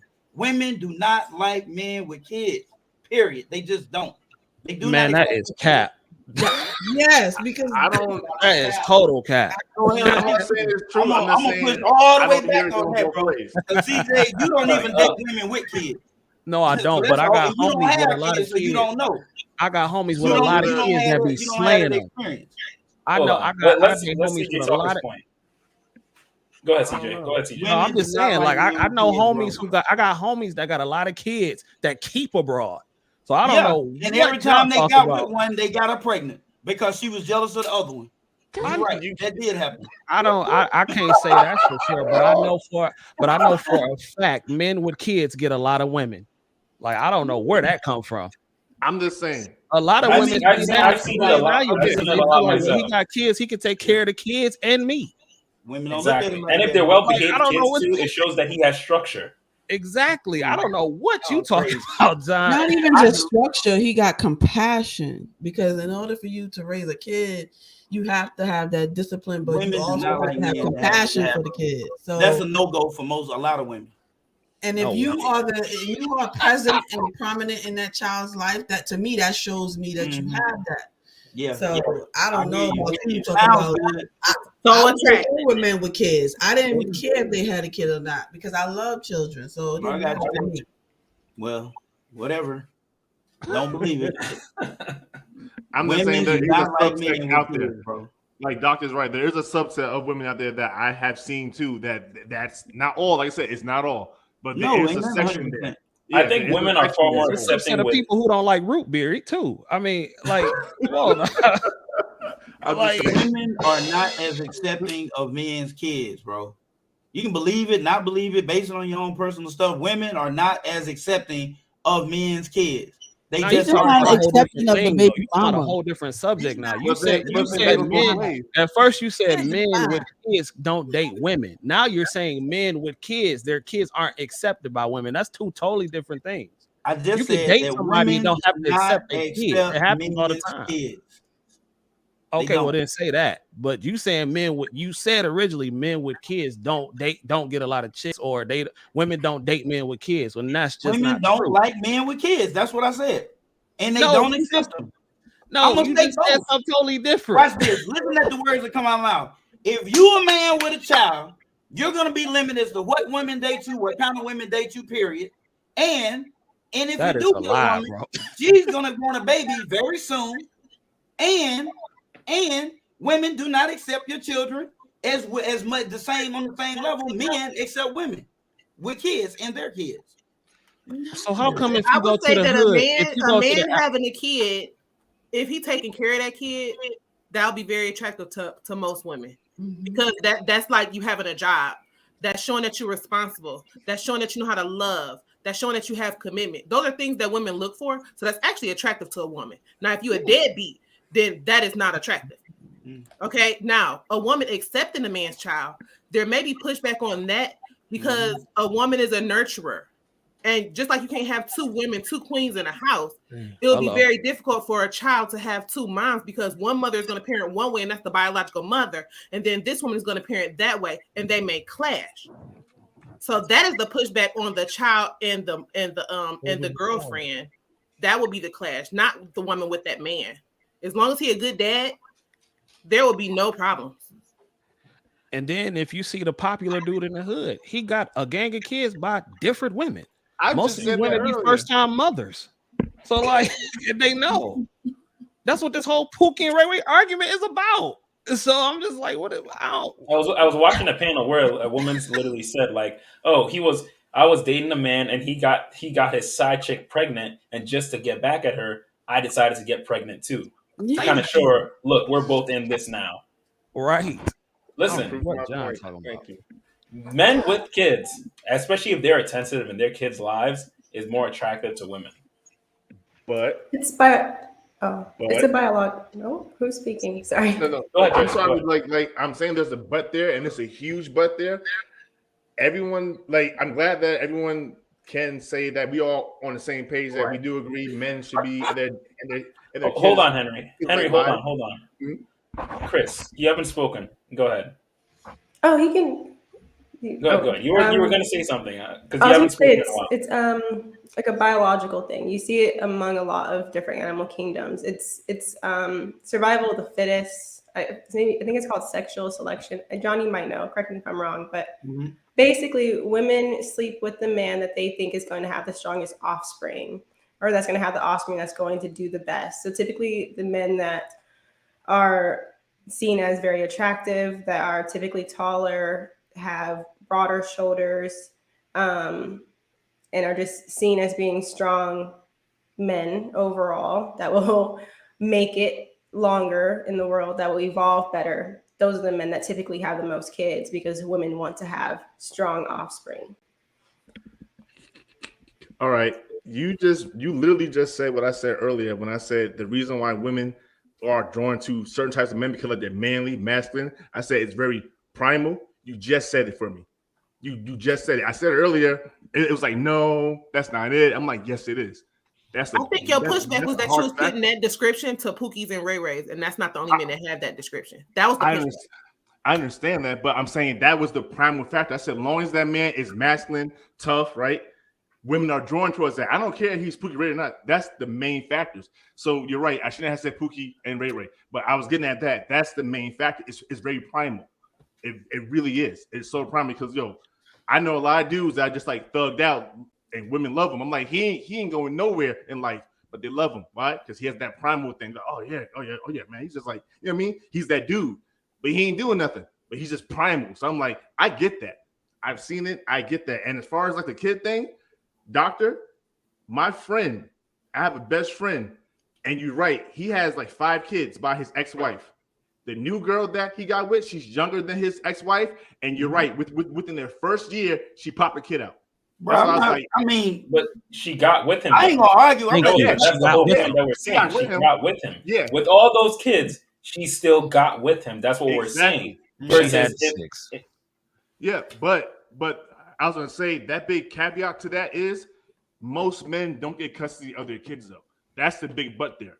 So when you do see it, it's a rare thing. It really is. Because that's not us, that's the courts now. That's a big but. You know what I mean? So he's a great dad, but his wife still has all the kids, which is funny because he makes more money than her. But somehow she has all the kids.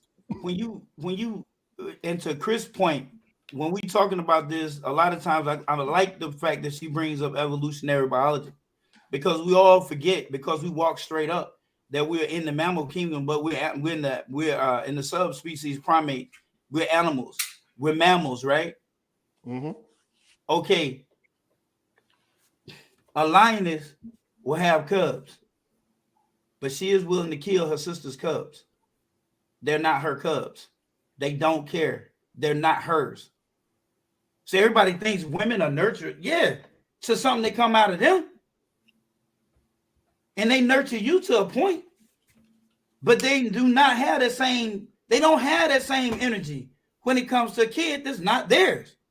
They just don't. With a man, it comes along with the territory, you being a provider. And when you got with this woman, you knew she had kids. So there it is. But with a woman, it's different. With a woman, she is wanting your attention, bro.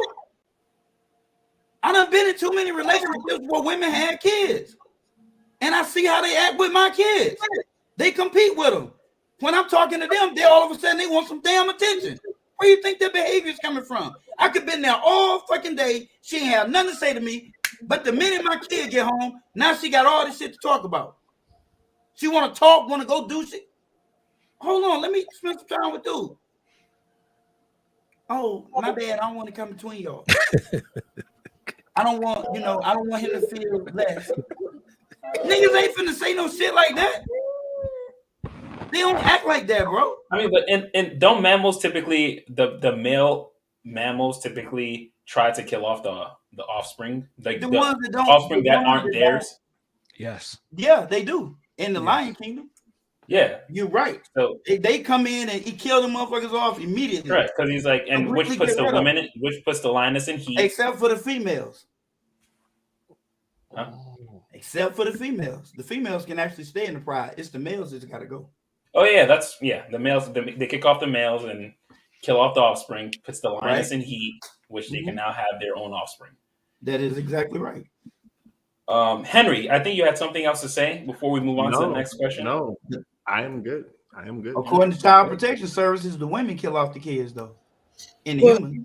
It sounds like to me that woman or the women that you've been dealing with, it kind of have like a emotional intelligence, like their emotional intelligence is real low if they're gonna compete with a child. To me, that doesn't make sense to compete with a child. A child just wants to be loved. The child is innocent. So to me, for those women to always be like, what you doing on the phone? The only way that could happen is if you don't cultivate that relationship between that woman and your child. If you don't cultivate that relationship, that is okay for that woman to care about them and to think about them and to do things for them, then they're gonna act like that. They're gonna be like, well, whatever, I guess I'm competing because you won't even cultivate that relationship. So I don't know. That's just what I was thinking when you were saying. So nobody has a girlfriend who complain about their stepkids. They all just love the motherfuckers to death. What, they get on their nerves if they bad? That's a whole lot. I mean, if they bad. But the truth is, girl and his badass kids, I can't fucking stand them or whatever, and they don't even spend time with them damn kids. You'll see them if you got a blended family. Just watch how you can look at a damn and tell when you see them women and kids out. Not only by the looks, the kids are different. You can see how the way she treat them. She treats the culture. I think different. I think culture makes a difference. But John, will you acknowledge that that's a case by case basis, though? Nah, but I also think culture makes a difference. I know 100%, man. But I'm telling you, when it leans to the side of a majority, then you can make a generalization. When it leads to the side of a vast minority, you can make a generalization. Nothing is 100%. And because one person know one person, like I know 2 or 3, 4 or 5, I'm not basing this shit off of just my numbers. I'm basing it off Henry over here. He got somebody that just spoke to what? Damn, is that a coincidence? No, it's not a coincidence. And somebody else knows motherfuckers that happened to. It's not a coincidence. It's just a thing. Now, is it because of jealousy? Is it because she wants more attention? She wants more of you? Is it because she's toxic? What is it because? But it is a thing. And women are not as accepted to men's children as men are to having a stepchild. You will never get me to think otherwise. I will not. Because if 1,452,000 women kill their own damn kids, compared to 666,000 fathers, 859 other, and when you got 222,000 fathers, oh no, you ain't finna never get me to believe they accepting. Crazy as hell. The statistics on the murder of their own children speak to how they're gonna think about somebody else's children. Women are 71% more time to kill our own damn offspring. 71% more likely than the father. So what you think she's gonna do for something that didn't come from her? She's not gonna like them. She's gonna compete with them. Period. That's just the way it is. It did not come from her, so she don't care. She just tolerate the baby. Well, not to be combative for the sake of being combative. I've just seen plenty of cases where people treat other people's children better than their own. I've seen that a lot. And when I was a kid, my father was a big player. And I'm not gonna say he used me, but the women would try to get to him through me. So I've had beautiful experiences with females in that situation, and I don't know the statistics, I don't know the data, so I couldn't give you a good statement on that. But I think that's a real case by case basis, because there are so many men with children who are with women, who women accept the children. I don't know. I think that's a tough one. Tolerance shouldn't be confused with acceptance. I think. I will have to side with John a little bit more on that one, just because a guy, if he's accepting the kid, now that is something that he's putting money into. Mm-hmm. So why would he want to try to get rid of that? I mean, unless he's trying to cut a bill. What is a bill? I don't know. It also feeds the provider in him. Like I think we mentioned earlier that men like to feel depended on.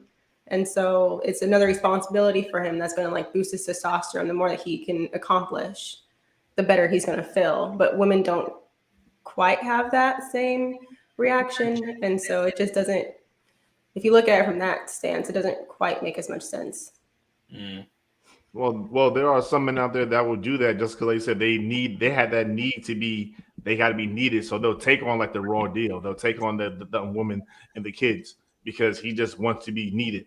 There's that subset too. And I'm saying because I know different types of guys and I've seen it. I'm like, you're doing it you're doing all the right things for the wrong. The right things for the wrong, thank you. Wrong reasons. That, you know what I'm saying? So I personally seen that too. And I'm like, bro, what are you doing? I'm not knocking her because she has kids.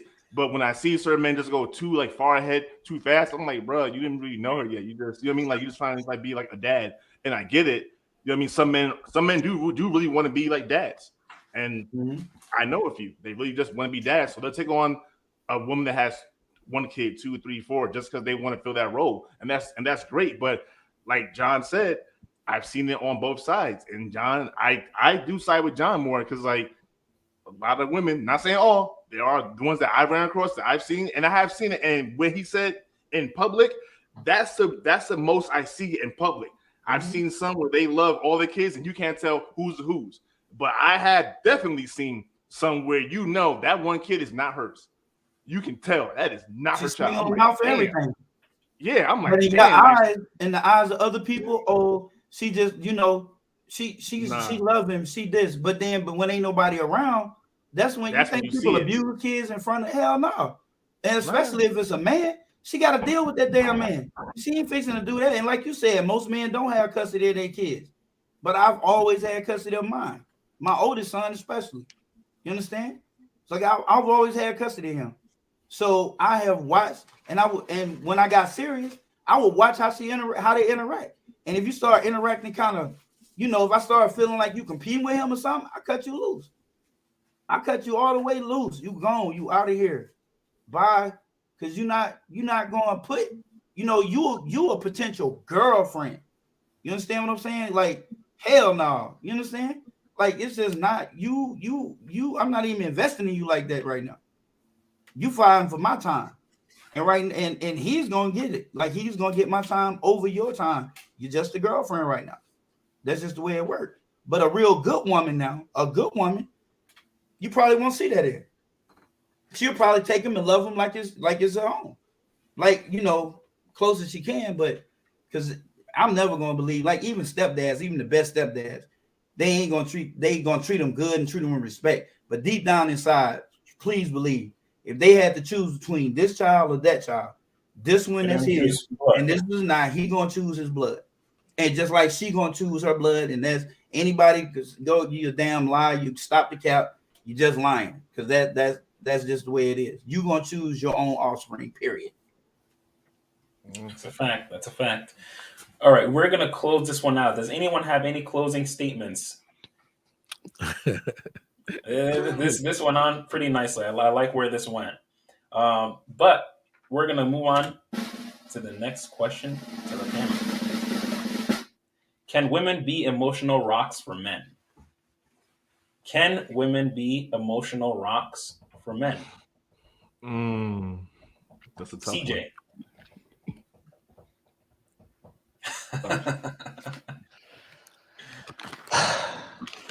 Talk to me, CJ. What are we I'm about talking? to sound like the stereotypical whatever, but no. Like, I mean, can they? I guess. Should they? No, absolutely not.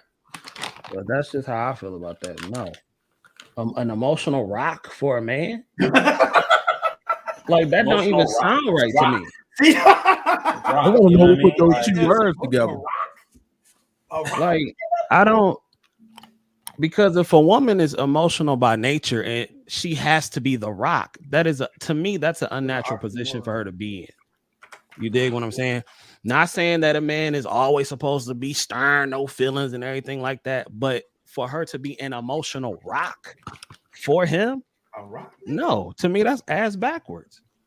But that's see, just that's me like, though. Like, that's crazy. Like, I don't know. That's a loaded That's almost question, as it feels crazy as a like. house husband. But let me be quiet. But I don't know. Wow. That's real crazy. Wow. Too soon. I'm a house husband. Wow. Okay. Chris, what do you think? I don't know. What do you mean by emotional rock? Where he can go, when he's feeling down, he goes to her. When really anything is bothering him, he goes to her. Anything's on his mind, he goes to her. Really, whenever he's feeling any kind of way, he goes to her. The emotional rock. She takes all of that from him. Yeah, I Be think an emotional rock for men. yes. I think the point of me being it's not emotional, but the point of me being emotionally intelligent is the fact that I'm supposed to be able to help him through those emotions in a positive manner. So yes, and that, like the way that you just explained it, should he be able to come to me with his emotions? Yes, 100%. I don't think So he should be at any point in 100% time when he's dependent. feeling something, he's coming to you.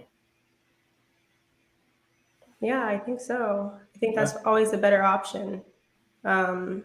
Yeah, because I want him to always be more so emotionally attached to me. I wouldn't want him to go elsewhere and become emotionally attached to somebody else because they've helped him through that struggle in his life. That's what I'm here for. The point of me being able to feel the way that I do as a woman is so I can benefit him in that way. So I can guide him through those emotions and how to deal with them in a positive manner, like I said before. So I think there's a difference between having like a confidant, having somebody that supports you through your emotions, and then being dependent on somebody for your own happiness and to carry you. That's just unhealthy, for either gender. But yes, I think that the point of you being in a relationship and the idea of us being yin and yang is that I have this ability to handle my emotions this way. And so I should be able to help you through that as well. That's one of my strengths to your weakness. Ebony, you are a rare one. I'm just gonna say that because society doesn't see it that way. It just doesn't. And I'm talking as a man I serve my country. I'm a vet. I come from the ghetto. I made something of Salute myself. to you, man. You know what I mean? So that emotional rock thing, I saw it as a loaded question. I was like, wait a minute. I'm like, wait a minute, because I'm gonna be real. Ebony, your answer was great, but the answer that we most hear is, as a man, suck it up, drive on, just got to push through.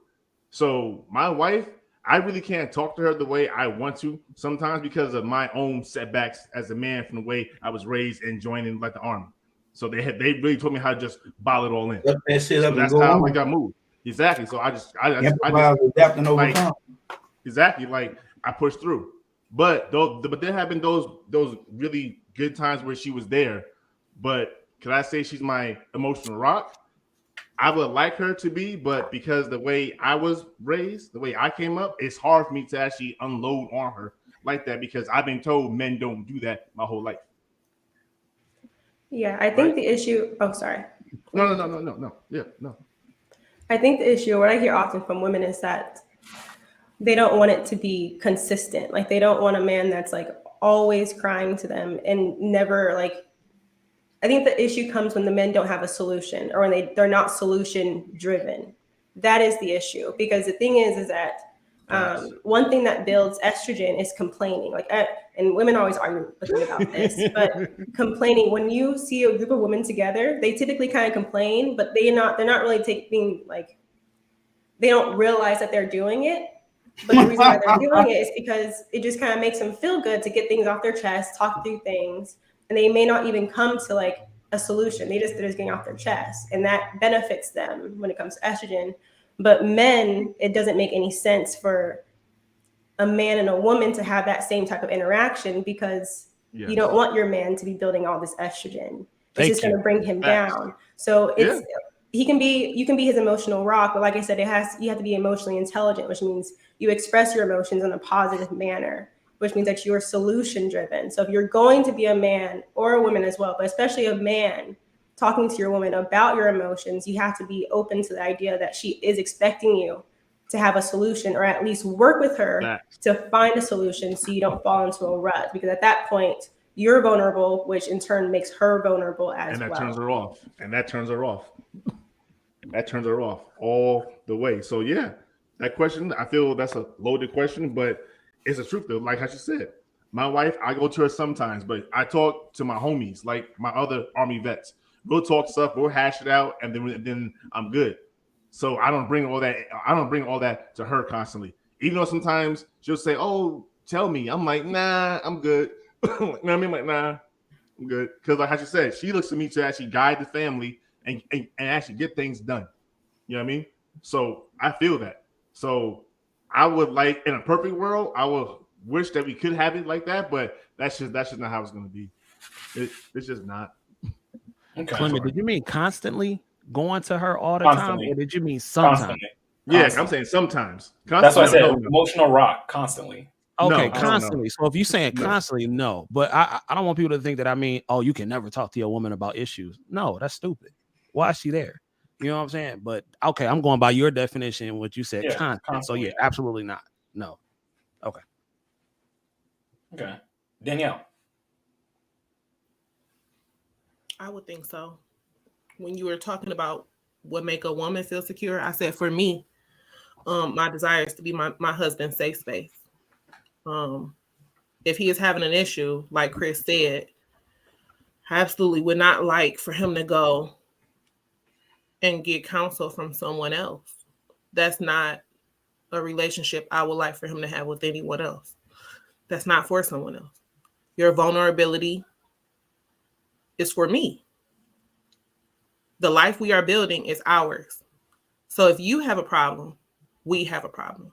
Just like if I have a problem, we have a problem. If I'm going to come to you when I have a problem so that we can come to a solution to benefit our lives, I would want you to do the same. If you're having an internal struggle, if I'm supposed to be the closest person to you, who else should be helping you to get over that hurdle? Only person I would accept for you to go to other than me, and not with the problem within our family, but a problem within yourself, is your mom. Maybe your sister. But I still want you to come to me first. I wouldn't want you to go to anyone else. I don't care if it's constant. Constant don't mean that this man is having a problem every day. He could have a problem once a month. But if he got a problem once a month, yes, please come to me, because what you're feeling affects our life. You provide for us. I need to be able to help you get through whatever you're going through so that we can sustain. As constant as you need it to be, please come to me. That will make me feel secure, like I said in the beginning. I have a question. And I constantly ask my husband how he's feeling emotionally, especially when we get off these panels and I hear how men feel. When we get done, I always go to him. Do you feel appreciated? Is it something I can do more to help you love me? Is it something more that I could do to help you open up to me? I love to check in with him to see how he is doing mentally. I asked about his mental at least once a week because that is important to me. That's pretty good. Shout out to you for that. Yeah, definitely, because that is not the norm. Because I was going to ask you that too. I know you said you want him just to keep it like with you, but I gotta be real. Sometimes we can't have all the answers, man or the wife. would you be okay with him going to see like a therapist then? Because I know you're saying like yes, that's I do yeah, have us okay, looking for a yeah, therapist at the okay, moment. That's professional help is different yeah, than going to your okay, friend. all right, okay.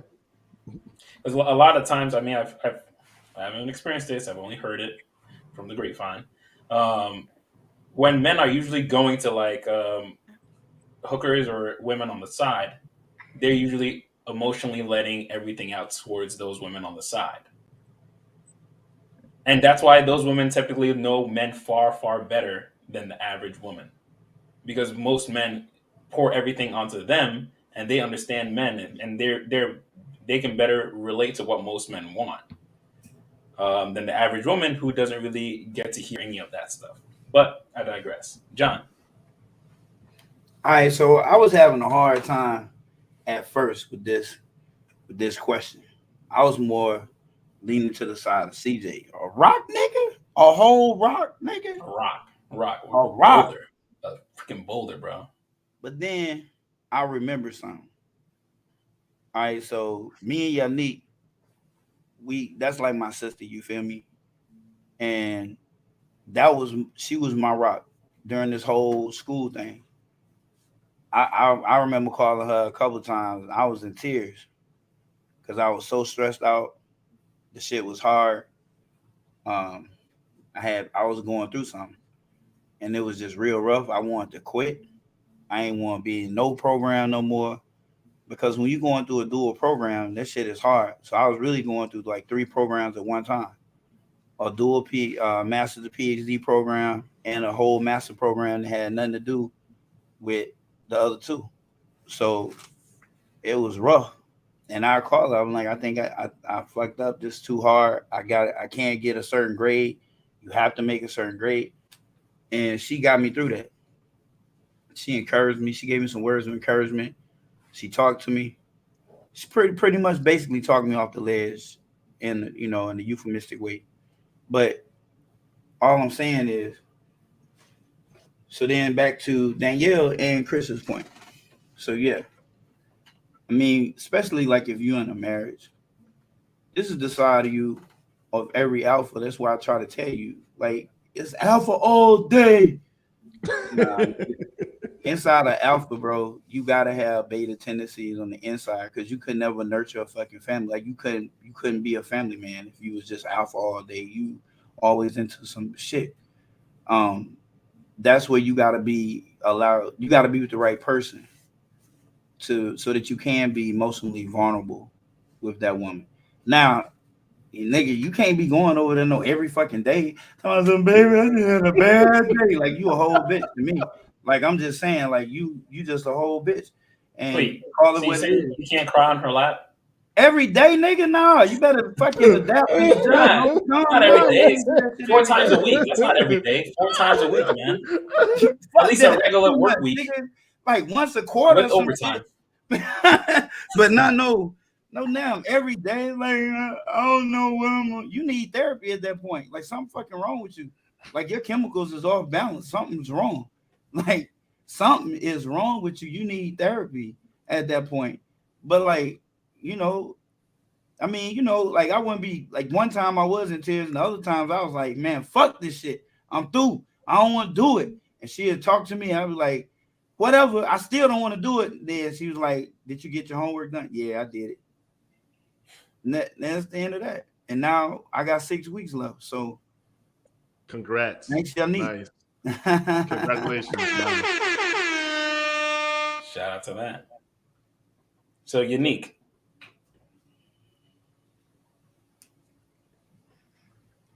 Who's muted? Uh-oh. I said, what can I say to that? You can mic drop. You can mic drop because you got it. I'm gonna mute myself because I know what he is. No. I'm gonna sip my tea and I'm just gonna be quiet. Emotional rock. Emotional rock, boulder. Everything he's got. Any slight problem, any kind of breeze that rolls by that he feels uncomfortable about, he comes to you like, yo. I think I want that, but in reality, I think it probably would get on my nerves.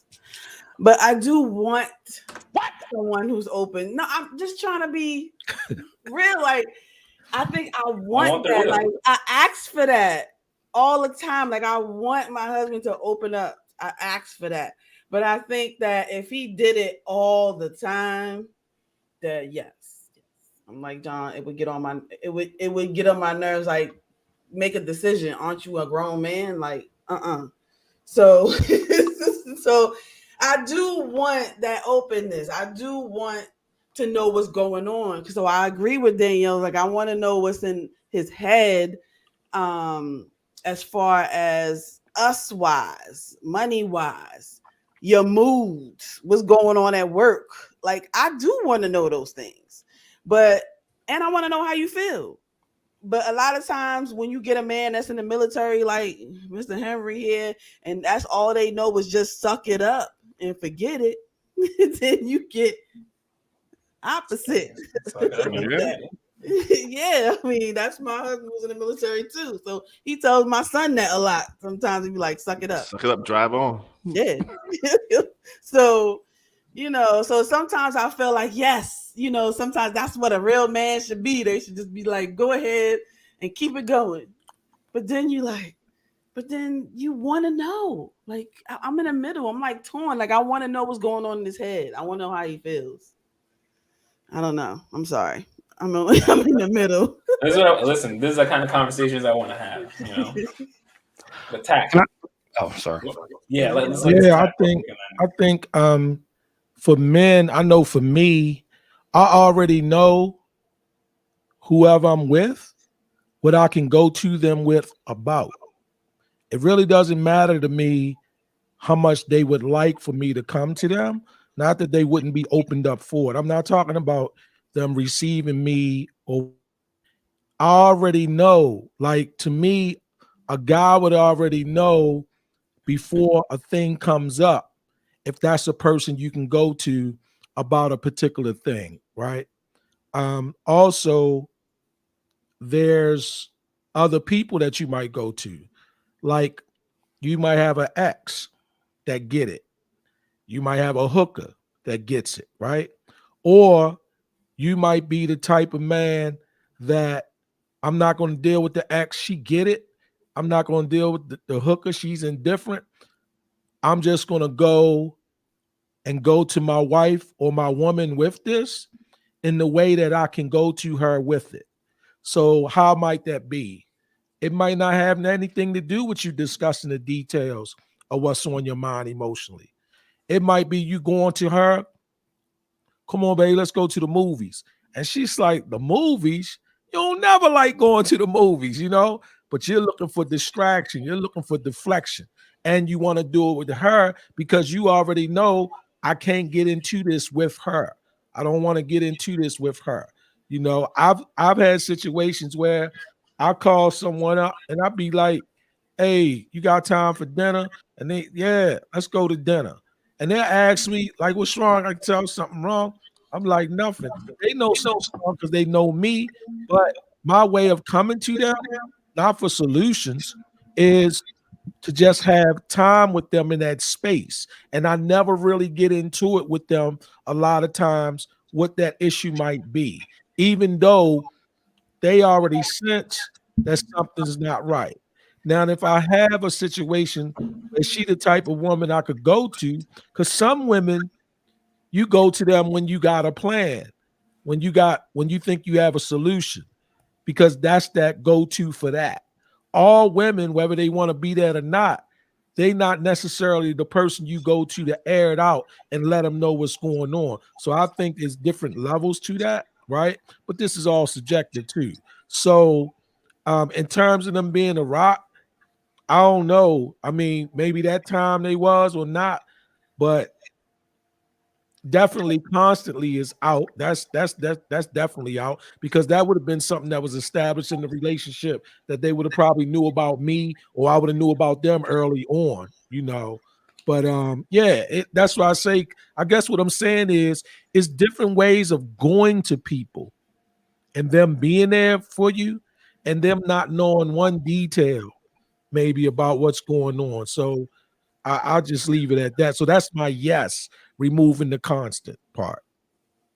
I'm sorry. I wanted to also thank, John, because it's not just a one-way street when you have a friend that's in school to lean on. And I want to thank you for letting me lean on you when I get worried about not being able to finish, because I get real worried about, oh man, I'm not gonna be able to do this. And he does the same thing for me. So that's why I love these type of things. I love Black unity. I love all of us helping each other. And that's exactly why me and him are brother and sister right now, because we actually want to help each other. So thank you, John. Oh, thank you. You're welcome. And just one more thing, CJ. just one more thing. Like a lot of these lives, people, even these live streams, right, that people go to sometimes, it's because something's going on in their life, right? So they're not necessarily going to come to the live and say, man, I'm having a rough day. I got fired, or me and my lady, or me and my man got into it, or whatever it might be. They not necessarily going to come to a live stream and put that out there. Maybe sometimes they do, but sometimes that is them going somewhere, getting some solace, right? About getting that break from what might be weighing heavy on them or something, so that they can get to a stage to maybe get to the people they would normally talk about. And that person might be in the next room, sleep, that they don't ever bring it to. So it's, human beings are so unique like that. There's so many variations about how we cope and how we deal and rationalize things. But I do believe that normally before we hit a crisis, not a crisis, but that situation, you probably know that you can take that to your wife or not, or your wife can bring it to your man. Not in judgment. I'm just talking about that particular thing, them being there for that. That's all I'm talking about. CJ, I think you had a question, right? Well, I just wanted to add something. In general, I don't think it's wrong with having discussions about issues with your woman. I don't think that's a problem. But I don't think, and this is my opinion, I don't think most women want to hear about every single little problem that a man may face, even if it's minor. And I think this is where masculine mentorship comes into play. I grew up with a very masculine father that prepared me really well for life. And I understand a lot of men didn't have that. And I get that. That's why when I hear certain questions like this one, my reaction is the way it is, because I have to step back and realize not everybody grew up the way that I grew up. So when I have those real expressions, it's not to be mean, it's just it's real. That's how I just look at it, because I was raised a certain way. I was raised to talk to my father and to talk to the masculine men in my life about issues that I wouldn't go to my girl with, because it's not that serious. You know what I'm saying? Because as a man, there are just some things she is not going to be able to relate to. So why waste my time telling her that? Now, if it's a real issue between us, and if it's an issue in our relationship, then that's different. We need to communicate effectively. But if I'm just pissed off because I don't know, because the sun is orange today, no, that's slow. To me, that's slow. People just want to talk. And like Chris said, that builds estrogen, the constant complaining with no solution. So I just feel like, yeah, that's cool. You can talk to your partner. Why not? You should. But the constant going to the woman about every little thing. Oh, baby, this. Babe, can you believe this? Oh, babe, she did that. Or babe, he did that. Now, that's like how they a whole bitch. That's what he sounds like a whole bitch. No, well, I'm not here to judge nobody else's relationship. If that's how their relationship work, then that's for them. But I'm not wired like that. If I got a problem, if I got a real problem, a real man problem, because nowadays these men complain about any and everything. But if I got a real man problem, these boys, right? I know I can go talk to John, or I know I can talk to Clement, or I know I can talk to my pops. Some masculine dudes that done been there and done that. I don't need to burden my chick with this, because she already emotional. at that. You You know what I'm saying? can worry her to the point to where she don't feel safe with your ass no more. You Thank can you. raise a fucking red flag to where like when she want to leave. That's the third time. Are we all right? Are we gonna lose our house? Like, what? Like, damn, he's still picking on you. Is it? Are you fucking fired? I'm got like, wrote up you start again? thinking like that, bro. That's true. And when Dad. you raise a red That's flag true, and that Jackson, alarm go that's off, true. shit, nigga, she in there looking for your replacement. She was like, all right then, boo, you need to eat some Wheaties or some shit today or something. You gotta get that man up off. Oh, he gave you the wrong order again? Like, damn. I mean, come on. Like, You like just I don't said, take how it works in other people's relationship, that's beautiful. If it works for them, it works for them. But I'm not finna, because to be a winner, to be successful, you have to have the burden of performance. That's just what it is. You know what I'm saying? And you're gonna have struggles and issues. And I think you just need to go to your woman with the right ones, especially if it's concerning her, not if it's just concerning some small stuff out in the streets. Go to your homies for that, in my opinion, or to your therapist. Henry, were you gonna say something? Nah, I just love it. Like I love it. Like I said, like he's right. But that's what I said earlier. If you do that too much, she will look to replace you. I said earlier, that's a real thing. That's why I don't burden my wife with a whole lot of stuff. Like I said, I have two guys that I talk to, and they're both vets. And like I said, they've been there, done it, so we get it popping. So they understand if I'm having like a bad day, I reach out, they answer. You know what I mean? Yeah. And then like once I'm done with it, me and wife used to talk and chat, whatever, but sometimes she'll never know. Like she'll never know. A lot of times. I wanna say similar to CJ, my dad was in my life, but wasn't really a present figure in my life. My dad, I mean, he had 2 jobs, I think even 3 jobs. So I only knew him as the guy that opened the door, went to his room, fell asleep, woke up, ate some food, and left. That's all I ever knew of my dad. So he was never really a figure there. So to me, when it ever came to problems, I don't even, as a guy, it's very hard for me to even say like, okay, go to your women with it. Now I will say that it has affected me in my relationships as I've gotten older because I never even knew how to talk to the ones that I was with about my issues. I think as men, there are times where we need to know how to communicate with the woman that we're with about our issues, but to completely cut it off or say that, men suck it up this way. I don't think that's a too healthy of a way. I think that's when men are in an echo chamber of just men. At some times we might give each other some bad ideas and it will just keep getting echoed. Just like when females are in a group of just all females, they will give each other bad ideas and just echo that there as well.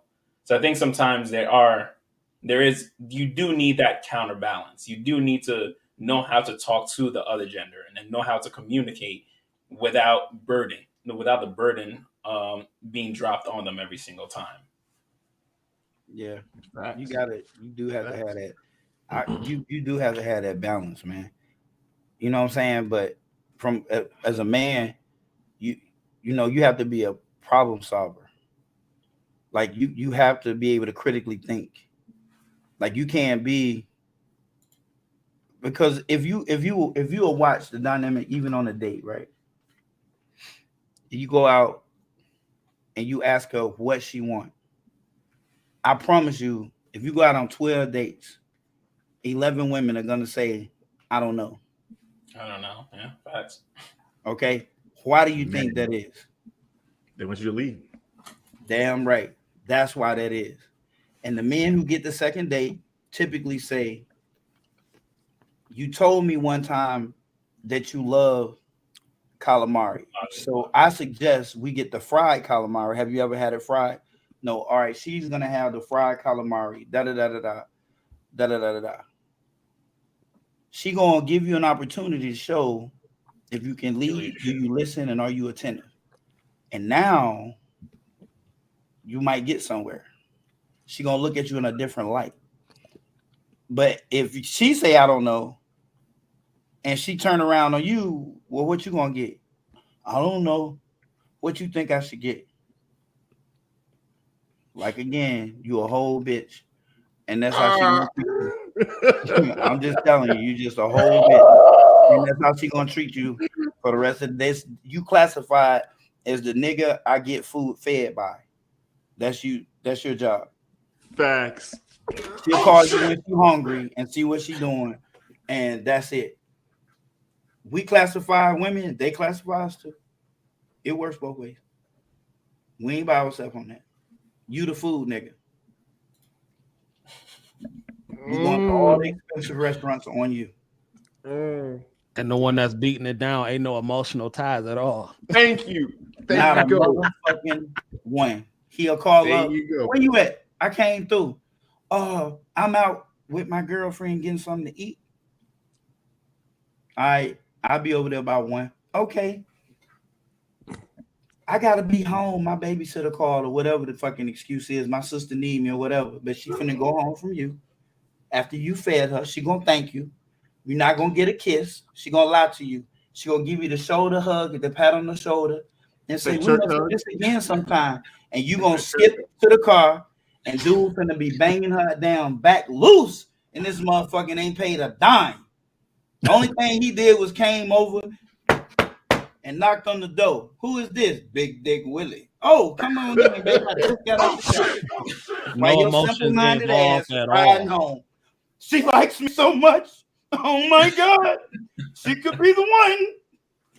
Only problem Willie putting on her is that sexual problem. That's about it. Okay. Exactly. That's about it. Okay. Exactly. Shit. Or scoot down a little bit so your head don't go through the bedboard. Let's come back this way. I believe in safe sex. I don't want to put you out the bed. Come back this way.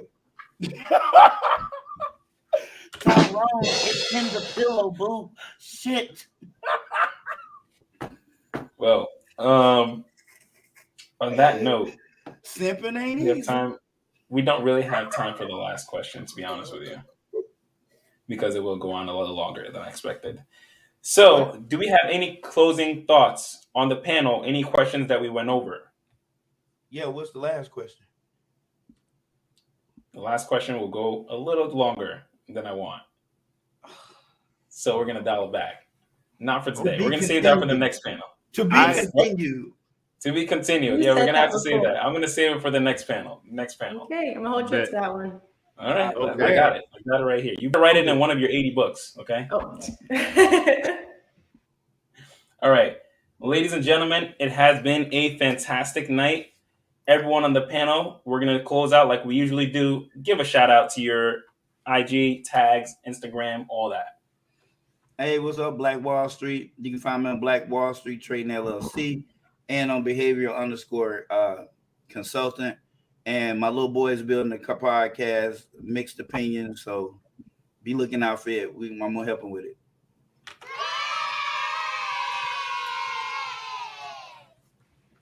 Hello, I'm Chris. I have a channel called The Blooming Ebony. Feel free to follow me there if you're interested in talking about femininity. I'll have videos coming out this week. And also you can follow me on Instagram at The Blooming Ebony as well. Have a good night. Happy blooming. Got Danielle. Hello, my name's Danielle. You can find me on Instagram at Fly Nurse Mom Wife, and you can find me on YouTube at My Sister's Keeper. Your new business?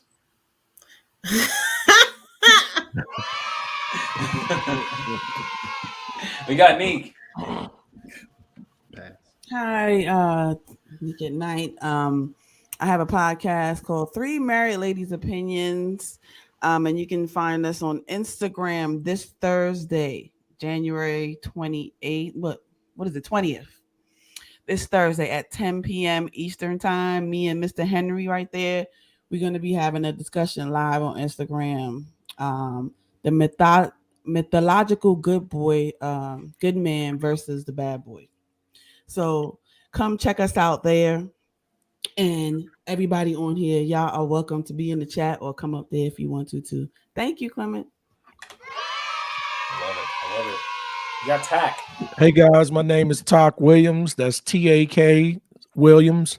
You can find me at my YouTube channel. Come check me out. I post a lot of videos about day trading, different strategies and techniques that I use.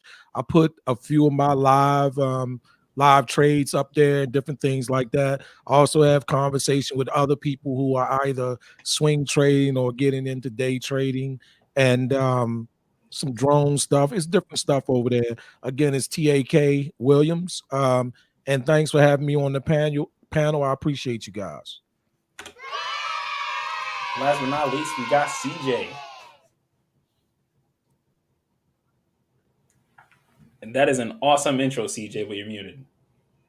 Yeah, it's Mike's What up? What up? What up? Shout out to all the Pookies and Ray Rays all over the world right now. Shout out to the. Shout out, I just want to give a shout out to y'all. But no, my name is CJ Kyles, aka the High Value Nurse. Y'all come over to this YouTube channel, get some of this nursing game, and we talk about stuff similar to what Clement does over here. Y'all make sure y'all subscribe to Clement's channel. You know, he putting in good work. Come over to my channel, subscribe to everybody's channel too, man. And y'all go check out the Traveling Heartbeats. We are at 5,000 watch time hours. Now we just trying to get to 1,000 to get monetized and getting it cracking, man. So come get this game, and salute to everybody, and thanks for having me on. Shout out to you. Nice. Awesome. This has been an amazing panel. Shout out to everyone here. We have our usual panelists. Our description and everything for all of us is in the links down below. In the description box? Description box, right? But yeah, that's been it. It's been a great talk. It's been a great show. Hope all of you guys enjoyed, and we'll see you next time.